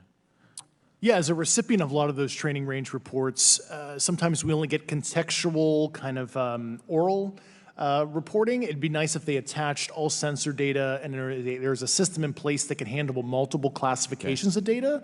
And that's an issue with the F-35, right? That jet was never built to be an ISR platform. And it's a pain in the, we'll just say butt, to get that data off, so, yeah. Great, thank you. Yeah, I would agree with the previous two. Being a user of those training ranges, that the data has to be out there. You have to acknowledge that you're seeing them, and then you have to collect the data. Right now, you get the report, someone says, I saw something, but no one collects the radar data to back it up and do research. Okay.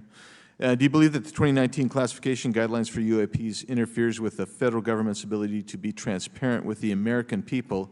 And do you think we need to be more transparent with the American people? All of you, yeah. I'll say yes to that. Yeah, I'm familiar with at least the UAP Task Force 2019 Security Classification Guide. I think it's fair. I did actually help author that with the director. You got a bias that way then. But I will say, I'll call it a lazy attitude about declassifying videos. I mean, I've seen some of the videos of the recent shoot down, and I saw no reason that couldn't have been released as long as they mask some data. The American people deserve to see that imagery and full motion video. I would think, well, in my opinion, I will say things are overclassified. I know for a fact the video or the pictures that came out in the 2020 report that had the stuff off the East Coast, they were taken with an iPhone off the East Coast. A buddy of mine was one of the senior people there, and he said they were originally classified at TSSCI. And my question to him was, what's TSSCI about these?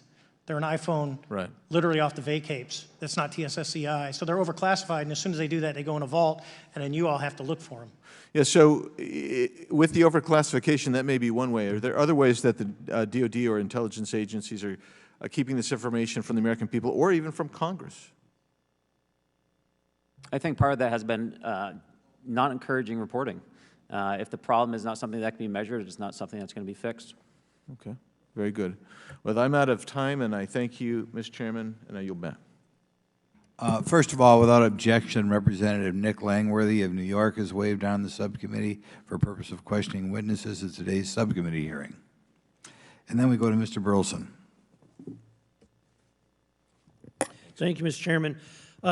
Appreciate you guys coming out today, testifying. Look, I've been here for 6 months, and I'm pretty skeptical. I don't trust anything in this town, and so I think that's because I'm from Missouri. You've got to show me, right? With that being said, there's been a lot of things that have been said in the public, Mr. Grush, and so I want to get down to, if we can, some specifics, right? So. At one point, you had said that there has been harmful activity or aggressive activity. Has any of the activity been aggressive, been hostile in your reports? I know of multiple colleagues of mine that got physically injured. And the activity, and I got to... By UAPs or by people within the federal government? Both. Okay, so there has been activity by alien or non-human technology and or beings that has caused harm to humans. I can't get into the specifics in an open environment, but at least the activity that I personally witnessed, and I have to be very careful here because they tell you never to acknowledge tradecraft, right? So what I personally witnessed myself and my wife was very disturbing. Okay. One of my constituents actually sent this next question, and I figured I'd ask it since I had the same thought. You've said that the U.S. has intact spacecraft. You said that the government has alien bodies or alien species. Have you seen the spacecraft? I have to be careful to describe what I've seen firsthand and not in this environment, but I could answer that question behind closed doors. Yeah. And have you seen any of the bodies? That's something I've not witnessed myself. Okay, and so with that being said, and the other statement that has been made that was intriguing to me it's intriguing because my view has been that we are billions of light years away from any other system. And the concept that an alien species that's technologically advanced enough to travel billions of light years gets here and somehow is incompetent enough to not survive Earth or crashes is something that I find a little bit far-fetched. And with that being said, you have mentioned that there's interdimensional potential. Could you expound on that? Yeah, to answer your first question, and I'm here as a fact witness and expert, but I will give you a theoretical framework, at least to work off, to kind of espouse crashes, regardless of your level of sentience, right? Planes crash, cars crash, n number of sorties, however high, a small percentage are going to end in mission failure, if you will, as we say in the Air Force. And then in terms of multidimensionality, that kind of thing, the framework that I'm familiar with, for example, is something called the holographic principle. It derives itself from general relativity and quantum mechanics, and that is, if you want to imagine a 3D object such as yourself casting a shadow onto a 2D surface, that's the holographic principle. So you can be projected, quasi-projected from higher dimensional space to lower dimensional. It's a scientific trope that you can actually cross, literally, as far as I understand, but there's probably guys with PhDs that we could probably argue about that. But you have not seen any documentation that that's what's occurring? Only a theoretical framework discussion, yes. Okay. Okay. Occam's razor is that these aircraft, have they been identified that they are being produced by by domestic, military and contractors? Is there any evidence that that's what's being recovered? Not to my knowledge, plus the recoveries predate a lot of our advanced programs that I previously am witting of, so. Would it be safe to say that there could be a scenario today where you have an aircraft that crashes and because it's been involved in one program from one federal agency, and but the agency that retrieves it is not aware of that program, and to them it appears alien in origin? I mean, that's a hypothetical situation. I'm not aware of any historical situation that would match that you described, so. You're not aware, it has not happened that you're aware of? That I'm aware of. Thank you, Mr. Chairman. I yield back.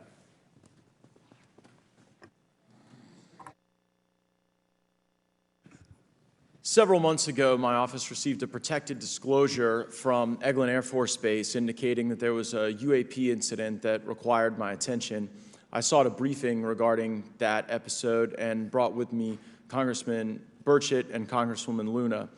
We asked to see any of the evidence that had been taken by flight crew in this endeavor and to observe any radar signature as well as to meet with the flight crew. We were not afforded access to all of the flight crew. And initially, we were not afforded access to images and to radar. Thereafter, we had a bit of a discussion about how authorities flow in the United States of America, and we did see the image. And we did meet with one member of the flight crew who took the image. The image was of something that I am not able to attach to any human capability, either from the United States or from any of our adversaries. And I'm somewhat informed on the matter, having served on the Armed Services Committee for 7 years, having served on the committee that oversees DARPA and advanced technologies for several years. When we spoke with the flight crew, and when he showed us the photo that he'd taken, I asked why the video wasn't engaged, why we didn't have a FLIR system that worked. Here's what he said. They were out on a test mission that day over the Gulf of Mexico. And when you're on a test mission, you're supposed to have clear airspace. Not supposed to be anything that shows up. And they saw a sequence of 4 craft in a clear diamond formation for which there is a radar sequence that I alone have observed in the United States Congress. One of the pilots goes to check out that diamond formation and sees a large floating, what I can only describe as an orb. Again, like I said, not of any human capability that I'm aware of.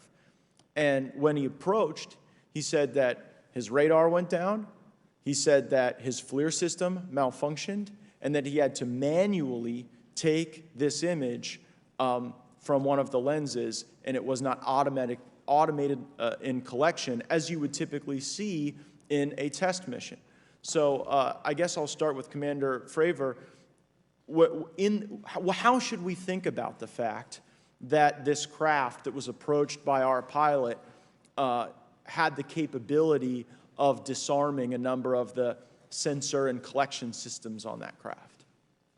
Well, I think this goes to that national security side, and you can go back through history of things showing up at certain areas and disabling our capabilities, which is disheartening. And for us, I mean, like I said, it completely disabled the radar on the aircraft when it tried to do it, and the only way we could see it is passively, which is how he got that image. So I think that's a concern on what are these doing, not only how do they operate, but their capabilities inside to do things like this. And how should we think about 4 craft moving in a very clear formation, equidistant from one another, in a diamond? In all of the phenomenon, perhaps, Mr. Grave, that you've analyzed, have we ever seen multiple craft in a single formation? I have one particular case, and that was during the gimbal incident. The recording on the AT FLIR system shows a single object that rotates. You hear the pilots refer to a fleet of objects that is not visible on the FLIR system, and that was something that I witnessed during the debrief as part of the radar data on the situational awareness page. I would like to add, however, Congressman, there's a small bit of anger, I would say I would feel that those pilots are still facing that difficulty in reporting this topic, and they don't have the tools to be able to mitigate this issue. It just goes to show how serious this is and why this is such an important issue for our pilots and for our nation. It was stated explicitly to me by these test pilots that if you have a UAP experience, the best thing you can do for your career is forget it and not tell anyone. Because any type of reporting, either above the surface or below the surface, does have a perceived consequence to these people, and that is a culture we must change if we want to get to the truth. Mr. Chairman, I would observe that perhaps as we move forward from this hearing, there are some obvious next steps. Every person watching this knows that we need to meet with Mr. Grush in a secure, compartmentalized facility so that we can get fulsome answers that do not put him in jeopardy and that give us the information we need. Second, I would suggest that the radar images that were collected of this formation of craft out of Eglin Air Force Base, and specifically the actual image taken by the actual flight crew that we can actually validate, be provided to the committee, subpoenaed if necessary, so that we're able to track how to get this type of reporting and analysis done in a more fulsome way. That would be my recommendation, humbly, as a guest here of the Fine Oversight Committee. I yield back. Ms. Mays. Thank you, Mr. Chairman, and good morning to our witnesses who are testifying today. I want to thank each of you for being here to discuss a topic of grave importance to our national security. Earlier this year, a Chinese spy balloon was shot down off the coast of my home state of South Carolina.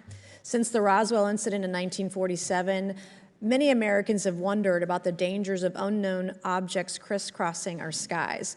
Whether these are UAPs or weather phenomena, advanced technology from American, allied, or enemy forces, or something more out of this world. So my first question, I have several questions, and if we can just be quick on these first two, I'm going to ask each of you the same question, and then I'll get to each of you individually. The first one, when you reported your experiences with a UAP, did any of you face any repercussions with your superiors, yes or no? No. No. I've actually never seen anything personally, believe it or not. So. All right. And then do you believe there's an active disinformation campaign within our government to deny existence of UAPs, yes or no? I don't have an answer to that. As previously stated publicly, yes. I think previously with like Project Blue Book, yes, but currently I don't speak for the United States government. Okay, thank you. I have a few questions for Mr. Graves. What percentage of UAP sightings, in your belief, go unreported by our pilots? This is an approximation based off of my personal experience speaking with a number of pilots, but I would estimate we're somewhere near 5% reporting, perhaps. So like 95% basically don't report seeing UAPs? That's just my personal estimate. In the incident off Virginia Beach, do you believe the Navy took the danger to your aircraft seriously after it was reported? Absolutely. A few questions for Mr. Favor. As an expert naval aviator, have you ever seen an object that looked and moved like the Tic Tac UAP? No. Did the Tic Tac UAP move in such a way that defied the laws of physics? The way we understand them, yes. Many dismiss UAP reports as classified weapons testing by our own government, but in your experience as a pilot, does our government typically test advanced weapon systems right next to multi-million-dollar jets without informing our pilots? No, we have test ranges for that. It took over 15 years for your encounter with the Tic Tac to be declassified. Do you feel there was a good reason to prevent lawmakers from having access to this footage? No, I just think it was ignored when it happened, and it just sat somewhere in a file. Never got reported. In a drawer. It happens a lot up here. Shocker. Mr. Grush, a couple of questions for you too, sir, this morning. What percentage of UAPs do you feel are adequately investigated by the U.S. government, of the 5% that are reported? I can only speak for my personal leadership over at NGA. I tried to look at every report that came through that I could triage. So. Do you believe that officials at the highest levels of our national security apparatus have unlawfully withheld information from Congress and subverted our oversight authority? There are certain elected leaders that had more information that I'm not sure what they've shared with certain Gang of Eight members or et cetera, but certainly I would not be surprised. Okay. You've stated that the government is in possession of potentially non-human spacecraft. Based on your experience and extensive conversations with experts, do you believe our government has made contact with intelligent extraterrestrials?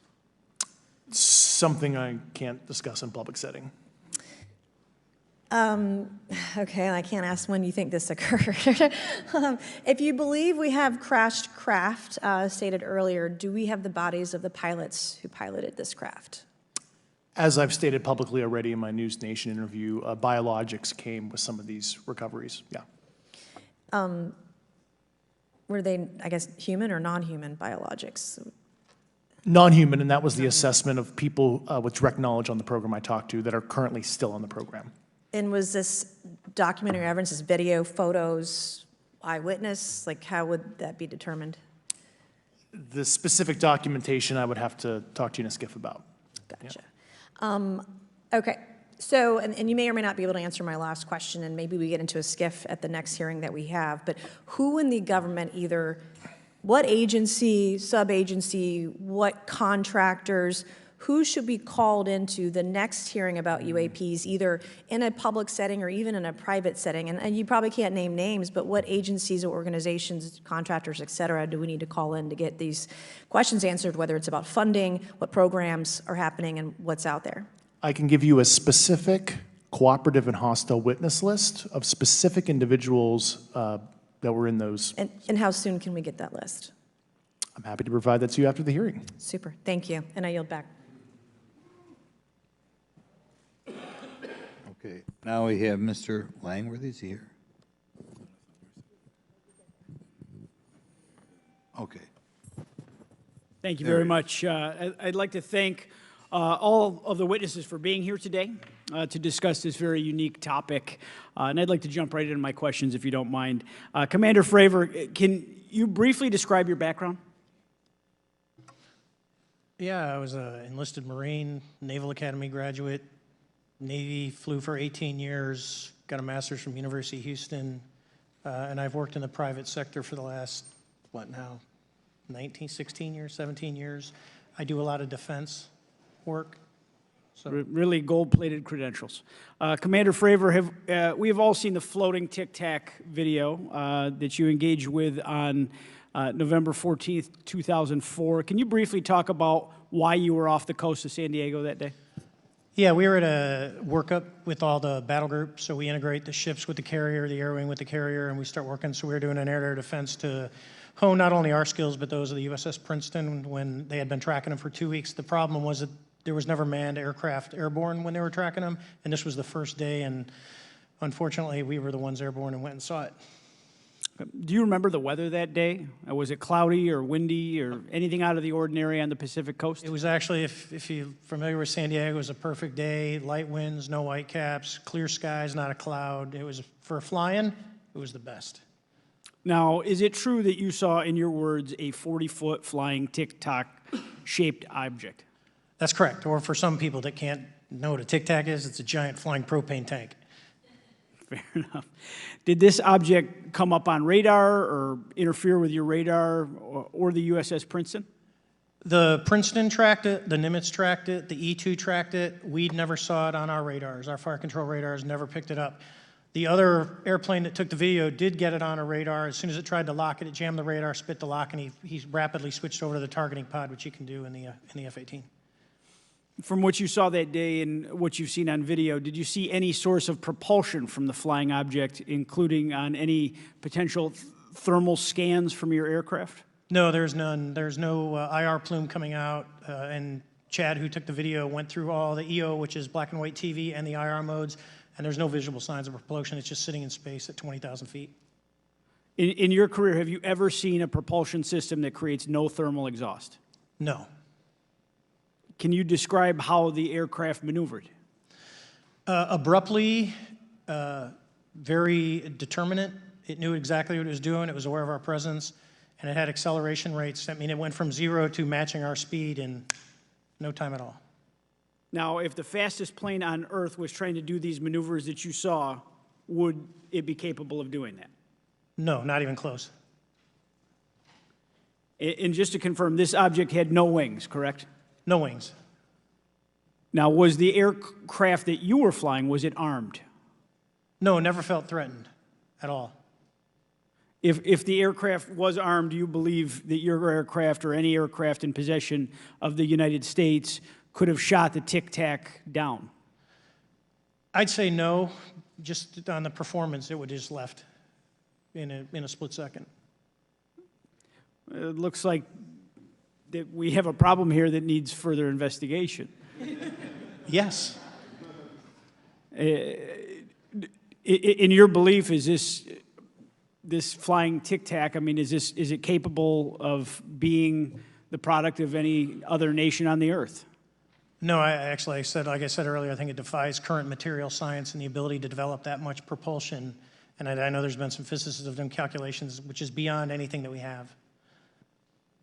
Well, either the United States has an adversary here in this world that we don't know, or we really have some serious investigations to do. I really appreciate you being here.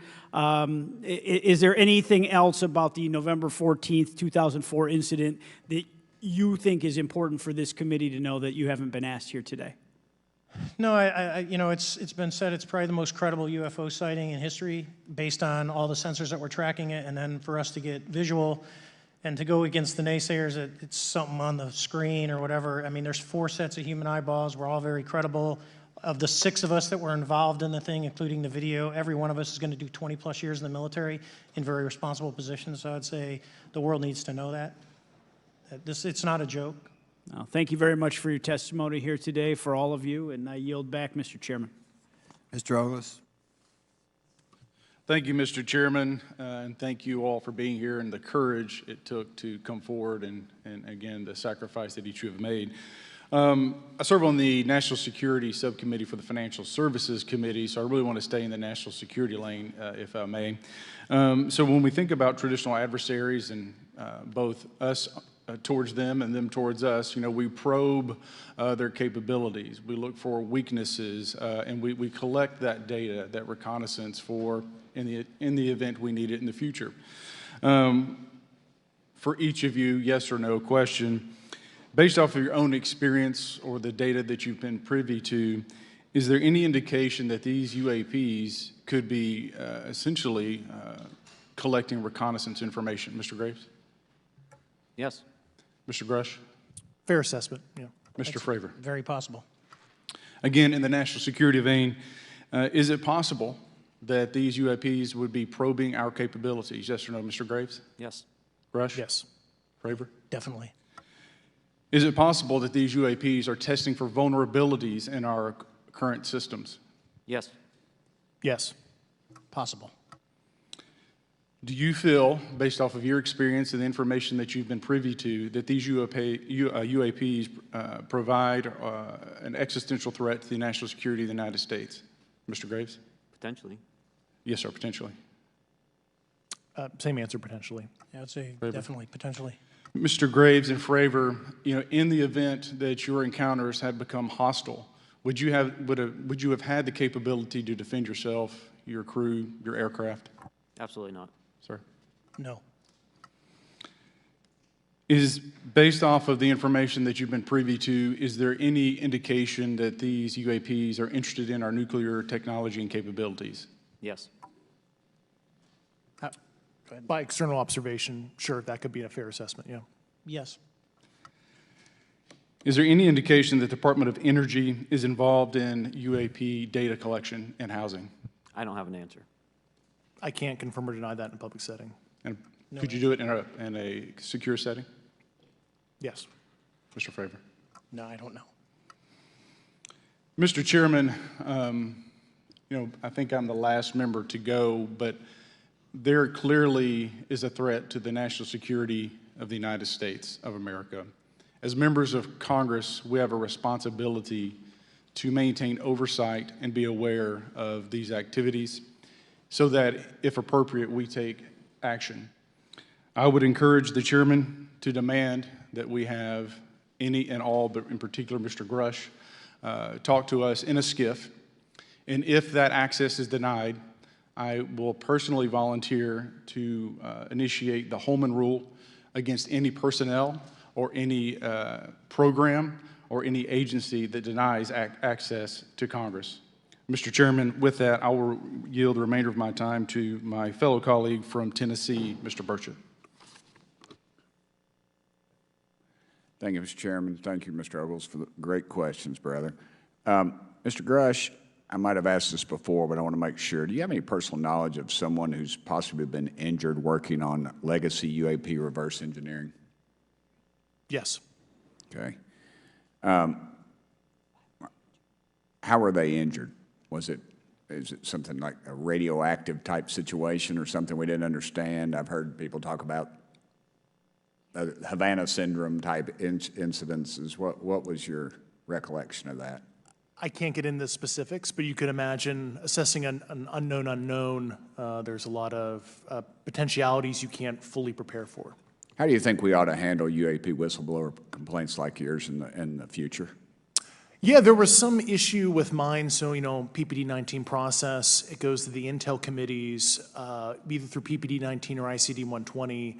There's not a good way for the Intelligence Community Inspector General to provide that to other committees. And I asked my information to be sent to the House and Senate Armed Services Committee because there are Title X equities at play, but there was no smooth process to do so. Yeah. It's a trash can. Are you aware of any individuals that are participating in reverse engineering programs for non-terrestrial craft?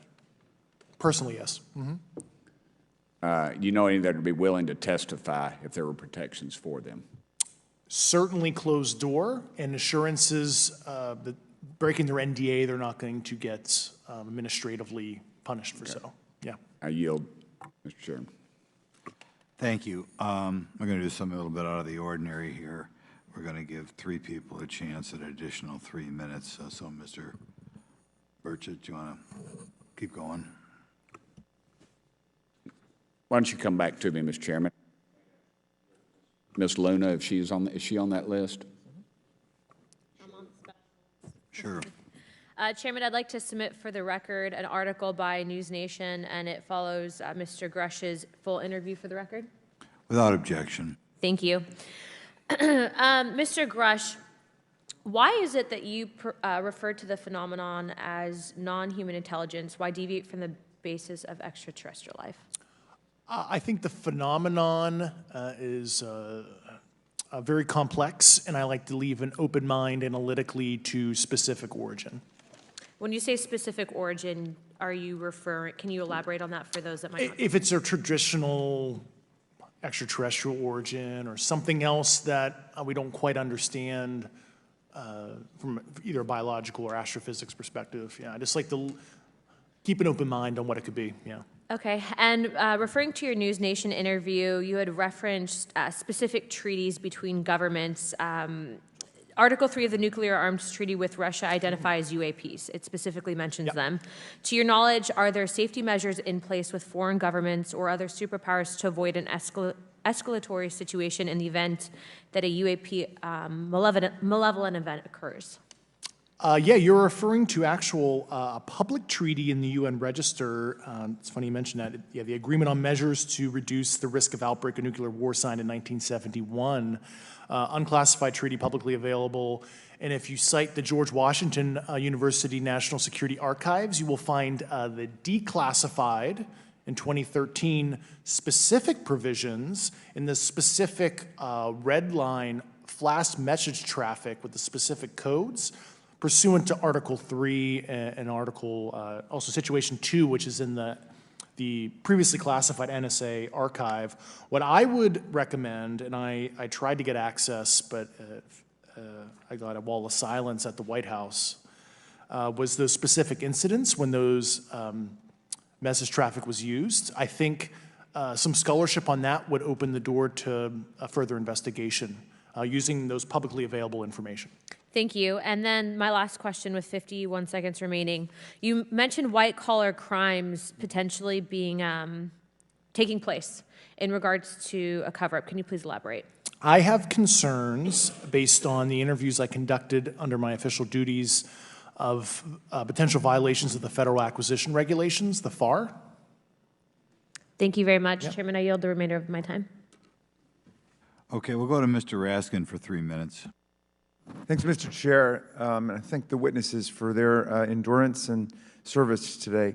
Mr. Fravor, you've described your episode in detail now, and you call it the most credible UFO sighting in history.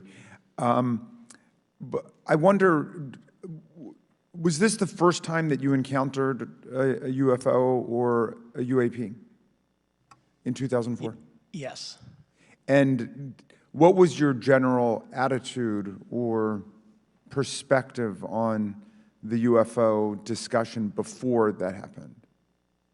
I never felt that we were alone with all the planets out there, but I wasn't a UFO person. I wasn't watching History Channel and MUFON and all that. And have you had experiences or encounters since that happened? No. And so have you formed any general conclusions about what you think you experienced then? Yes. I think what we experienced was, like I said, well beyond the material science and the capabilities that we had at the time, that we have currently, or that we're going to have in the next 10 to 20 years. Very good. Mr. Grush, you've been able to answer in great detail on certain questions, and then other things you say you're not able to respond to. Can you just explain where you're drawing the line, and what's the basis for that? Yeah, based on my DOPSR security review and what they've determined that is unclassified. I see. So you're answering any questions that just call upon your knowledge of unclassified questions, but anything that relates to classified matters you're not commenting on in this context? In an open session, but happy to participate in a closed session at the right level, yeah. Okay. And Mr. Graves, you've said that there are dozens of fellow pilots, military pilots. Are there also commercial pilots who've encountered the same kind of sightings that you described before? They are similar. Commercial pilots have less range and less sensors to be able to reach out and look for objects over wide swaths of airspace. And so pilots are seeing them, commercial pilots are seeing them, and they're typically closer, and the range of what they're seeing is pretty large. What is the most vivid, concrete sighting with the naked eye of the objects that you described before, the cube-like objects? Certainly. I think the most vivid sighting of that would have been near midair that we had at the entrance to our working area. One of these objects was completely stationary at the exact entrance to our working areas, not only geographically but also at altitude. So it was right where all the jets are going, essentially on the eastern seaboard. The two aircraft flew within about 50 feet of the object, and that was a very close visual sighting. And you were in one of the aircraft? I was not. I was there when the pilot landed. He canceled the mission after, and I was there. He was in the ready room with all his gear on, with his mouth open, and I asked him what the problem was, and he said he almost hit one of those darn things. He said he was 50 feet away from it? Yes, sir. And his description of the object was consistent with the description you gave us before? A dark gray or a black cube inside of a clear sphere. Inside of a clear sphere? Yes. And with no self-evident propulsion system? No wings, no IR energy coming off of the vehicle, nothing tethering it to the ground, and that was primarily what we were experiencing out there. I'm over time. Thank you very much for your service, and I yield back to Mr. Chairman. Very good. Mr. Burchett. Thank you, Mr. Chairman. This is for all three of y'all, starting with Mr. Graves. Why did you come forward on this issue? I came forward because I felt that my colleagues did not have a way to mitigate this safety threat, and I wanted to help them. I was trained as an aviation safety officer by the Navy, and this it just felt right. I felt like I had to help the folks that were still flying and dealing with this. Mr. Grush. Purely a sense of duty. I first swore an oath when I was a cadet 18 years ago, and I still uphold that even out of the uniform. Commander. I was pestered by a friend, and I asked why, and he said, you're the one person that they can't discredit, and you'll add credibility to the New York Times article. And so after about 6 times, I said, okay. Honest. Yeah. This town isn't made, unfortunately, by people like y'all. We thank y'all. And I do want to also thank the people in the audience and the people that are watching this that can't be, people all over the world that have kept this issue alive. You've endured criticism and derogatory remarks, and we're trying to get to the bottom of it. And so God bless y'all. Thank y'all so much. We really appreciate you guys and gals.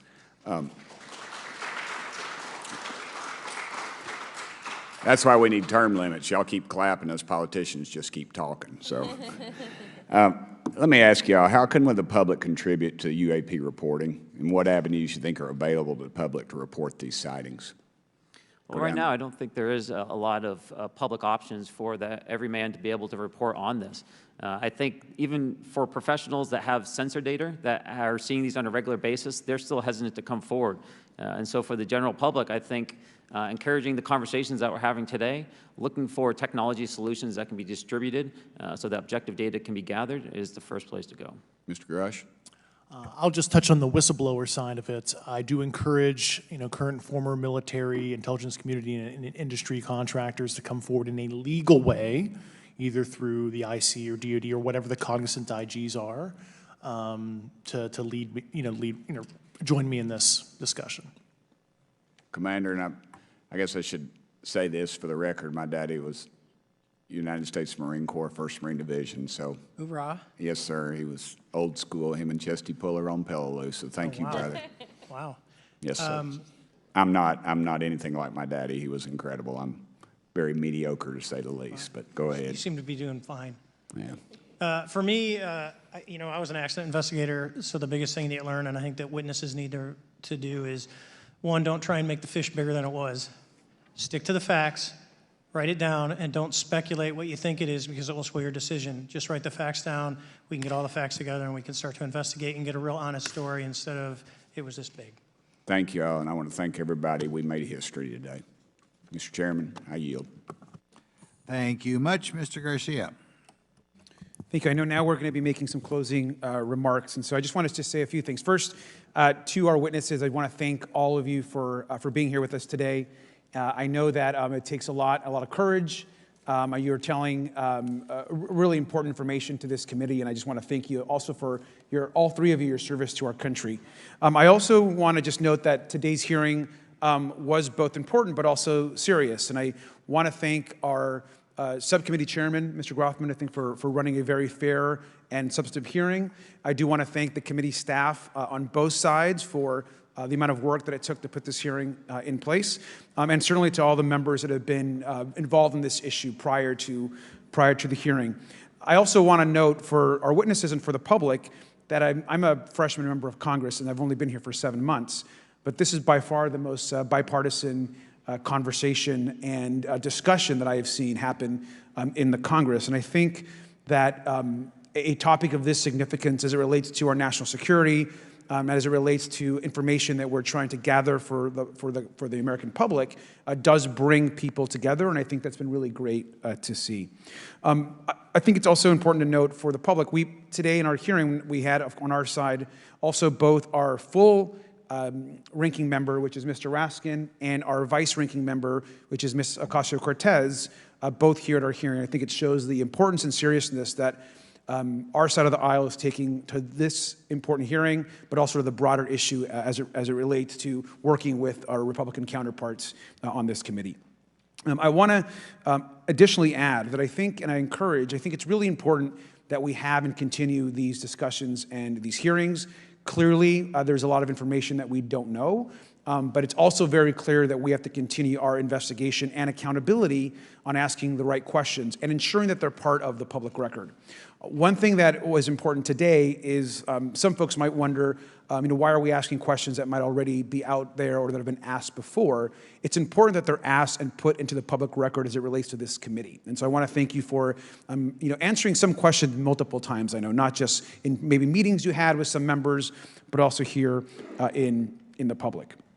Let me also just add an additional note that it's important also that our friends in the media and those that are not just reporting on this hearing, but that have reported on this topic and that may in the future, the media has an important role in this process. And it's very important that the media engages, does independent investigation, and reports on not just what happened today, but what they see independently as what is happening around UAPs in the broader community. That is also an important public benefit that we have in trying to get the information and the facts as it relates to this. Let me also just say finally that as a teacher and an educator and a longtime teacher and researcher, that I also really believe in following facts, in doing your homework, and in making sure that you follow science as we try to get as most information as possible. And so I want to thank you all for agreeing to do that today. Transparency is a cornerstone of government. We live in a vast galaxy, a lot of unanswered questions, and thank you all for being here today. Mr. Chairman. Thank you. I'd like to one more time thank Mr. Burchett and Ms. Luna for bringing this to our attention. It's a topic that has interested me since I was in school. It was a very illuminating hearing. Obviously, I think several of us are going to look forward to getting some answers in a more confidential setting. I assume some legislation will come out of this. Sure. I apologize, Mr. Chairman. I need to compliment the folks in my office that did a lot of the work on this. Rachel and Noah sitting behind me here. They're very quiet and humble, but if without them, this thing would not have come off like it did, so I apologize. Thank you. I think we're going to want to look into what we can do to make more of this information public. I think there's certainly a time period after which it should always be made public, and people have been concerned about these issues, like I said, since I was in high school. But in any event, I'd like to thank everybody who was here, sticking through the entire hearing. Without objection, the members will have 5 legislative days to submit materials and to submit additional written questions for the witnesses, which will be forwarded to the witnesses for their response. If there's no further business, without objection, the subcommittee stands adjourned.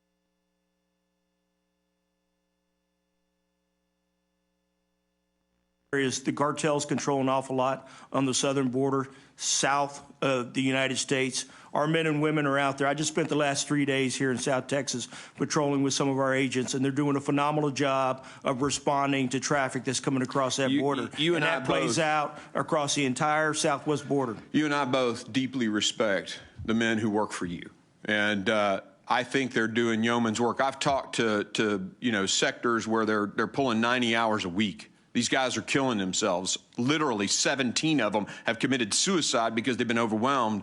Why is this huge surge here? What's the cause? What's the difference? You were here under the last administration, during COVID, all the excuses that have been given. So what changed? Several things have changed, I think, across the world, if you think about it this way. We've seen individuals from 159 countries already this fiscal year. So why do they feel suddenly, after January of 2021, that they can come here? I would think that we have what we call push and pull factors. Some of those push factors are certainly going to be economic conditions in their host countries. Those were there before, yes, Chief. Sir. I mean, they were there before. Hurricanes happened in Central America before. What changed? I think as you look at the U.S. and what we're experiencing now with the economic conditions that we have here, when you think about the health conditions that we have here, we're in much better position than most of the countries that we're dealing with just to ourselves. I would assert to you that all that was there before January 21. The COVID was there before 2021.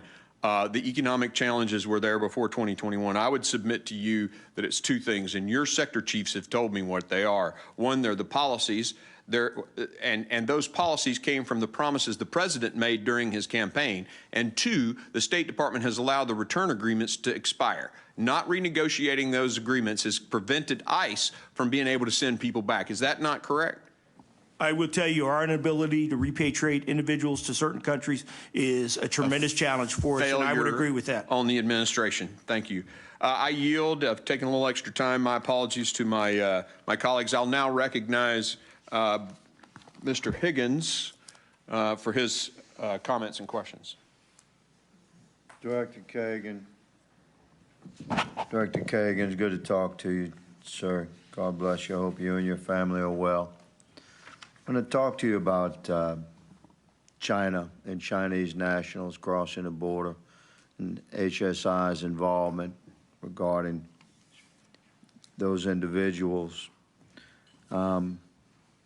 It's noted that there's an increase in Chinese nationals apprehended at the southwest border, and we know that many of the precursors that are used to create fentanyl are made in China. A lot of fentanyl entering our country originates in China.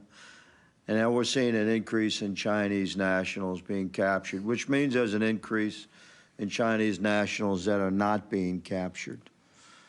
It's been presented to me, it's been posited that the Chinese that are effectively evading law enforcement at the border and entering into our country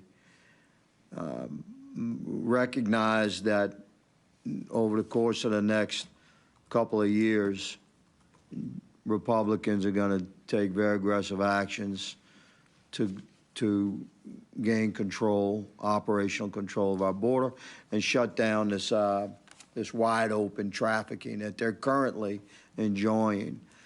So it's been posited to me that Chinese nationals that are crossing into our country include scientists that are coming into America to connect with established criminal networks to bring their laboratory, to build laboratories here.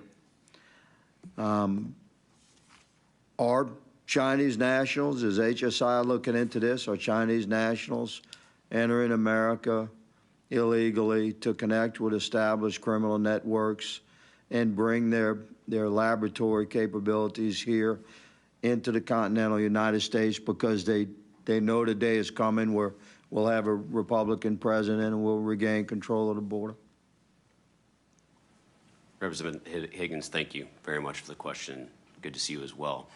As it pertains to the human smuggling of Chinese nationals and the narcotic side of it, our investigations, as you know, we're an investigative agency, our investigations and intelligence show that those are two separate situations. We see when it comes to China, that's the beginning of the illicit supply chain of fentanyl. We know, we don't have the visibility that we need, of course, into China, but as an investigative agency, we have the visibility of precursor chemicals as they leave Chinese ports to venture across the water into Mexico. Eventually, those precursors will end up in Mexican labs where the actual pills are produced. That's what HSI does. That's where we are strong, and that's where we're critical to this entire supply chain, which is attacking the supply chain at those critical nodes. We can stop the container ships full. I mean, we're talking container ships. We've seized, I believe it's a little bit over 3.3 million pounds of precursor chemicals coming from China entering into Mexico. When those precursors enter into Mexico, what we do is try to stop them from getting into the labs in Mexico where it's synthesized, right? That's where the drugs are produced. That's where the cartels are producing it. We utilize our transnational criminal investigative units, which we have a very robust and strong criminal investigative unit in Mexico. Mexican prosecutors, Mexican officials working with us. As I've said multiple times in open hearings, they're working on behalf of the American people. So what we utilize is their efforts, intelligence community and our efforts in order to stop these drugs from coming into the United States and push our borders out to try to alleviate the pressure on our DHS partners and friends so they're not feeling so much of the fentanyl coming in. But to answer your question, we do not see the link, investigatively or intelligence right now, of the human smuggling aspect as it pertains to the fentanyl coming in from China. Well, we'll talk further about that in person. Mr. Chairman, I don't see a clock. How much time? Right here. All right, Chief, it's good to see you again, sir. God bless you. Hope you and your family are well. These are difficult times that we face to enforce the laws of our land as we've sworn an oath to do so. And you're at the point of that spear, and to a great deal, you're held responsible. And I think you're a responsible man. I would like to, in my remaining no time, just answer this question regarding commands that are coming down from Secretary Mayorkas. It's come to our attention that many commands that ultimately arrive at the field level don't have much of a paper trail. They've been communicated verbally. You could speak to that, and how does that relate to our aerostat techs? Why are the aerostats down? That's a DOD cooperative operation. They worked. Why are they down? I was told in January they were being pulled down for the first quarter. I'll give you a real quick 30 seconds, Chief, to answer that. Sorry. Thank you, Chairman, and good to see you again, Mr. Higgins. I will tell you that with respect to the chain of command, both ICE, myself, and our DHS partners meet quite regularly with the department, more specifically with the Secretary. We have constant conversations and dialogue about ongoing operations, and certainly he's made multiple trips down to the southwest border. So I do appreciate the level of support I get from both our Commissioner, Troy Miller, and Secretary Mayorkas with respect to some of my requests on capacity building and making adjustments to our operations in the field.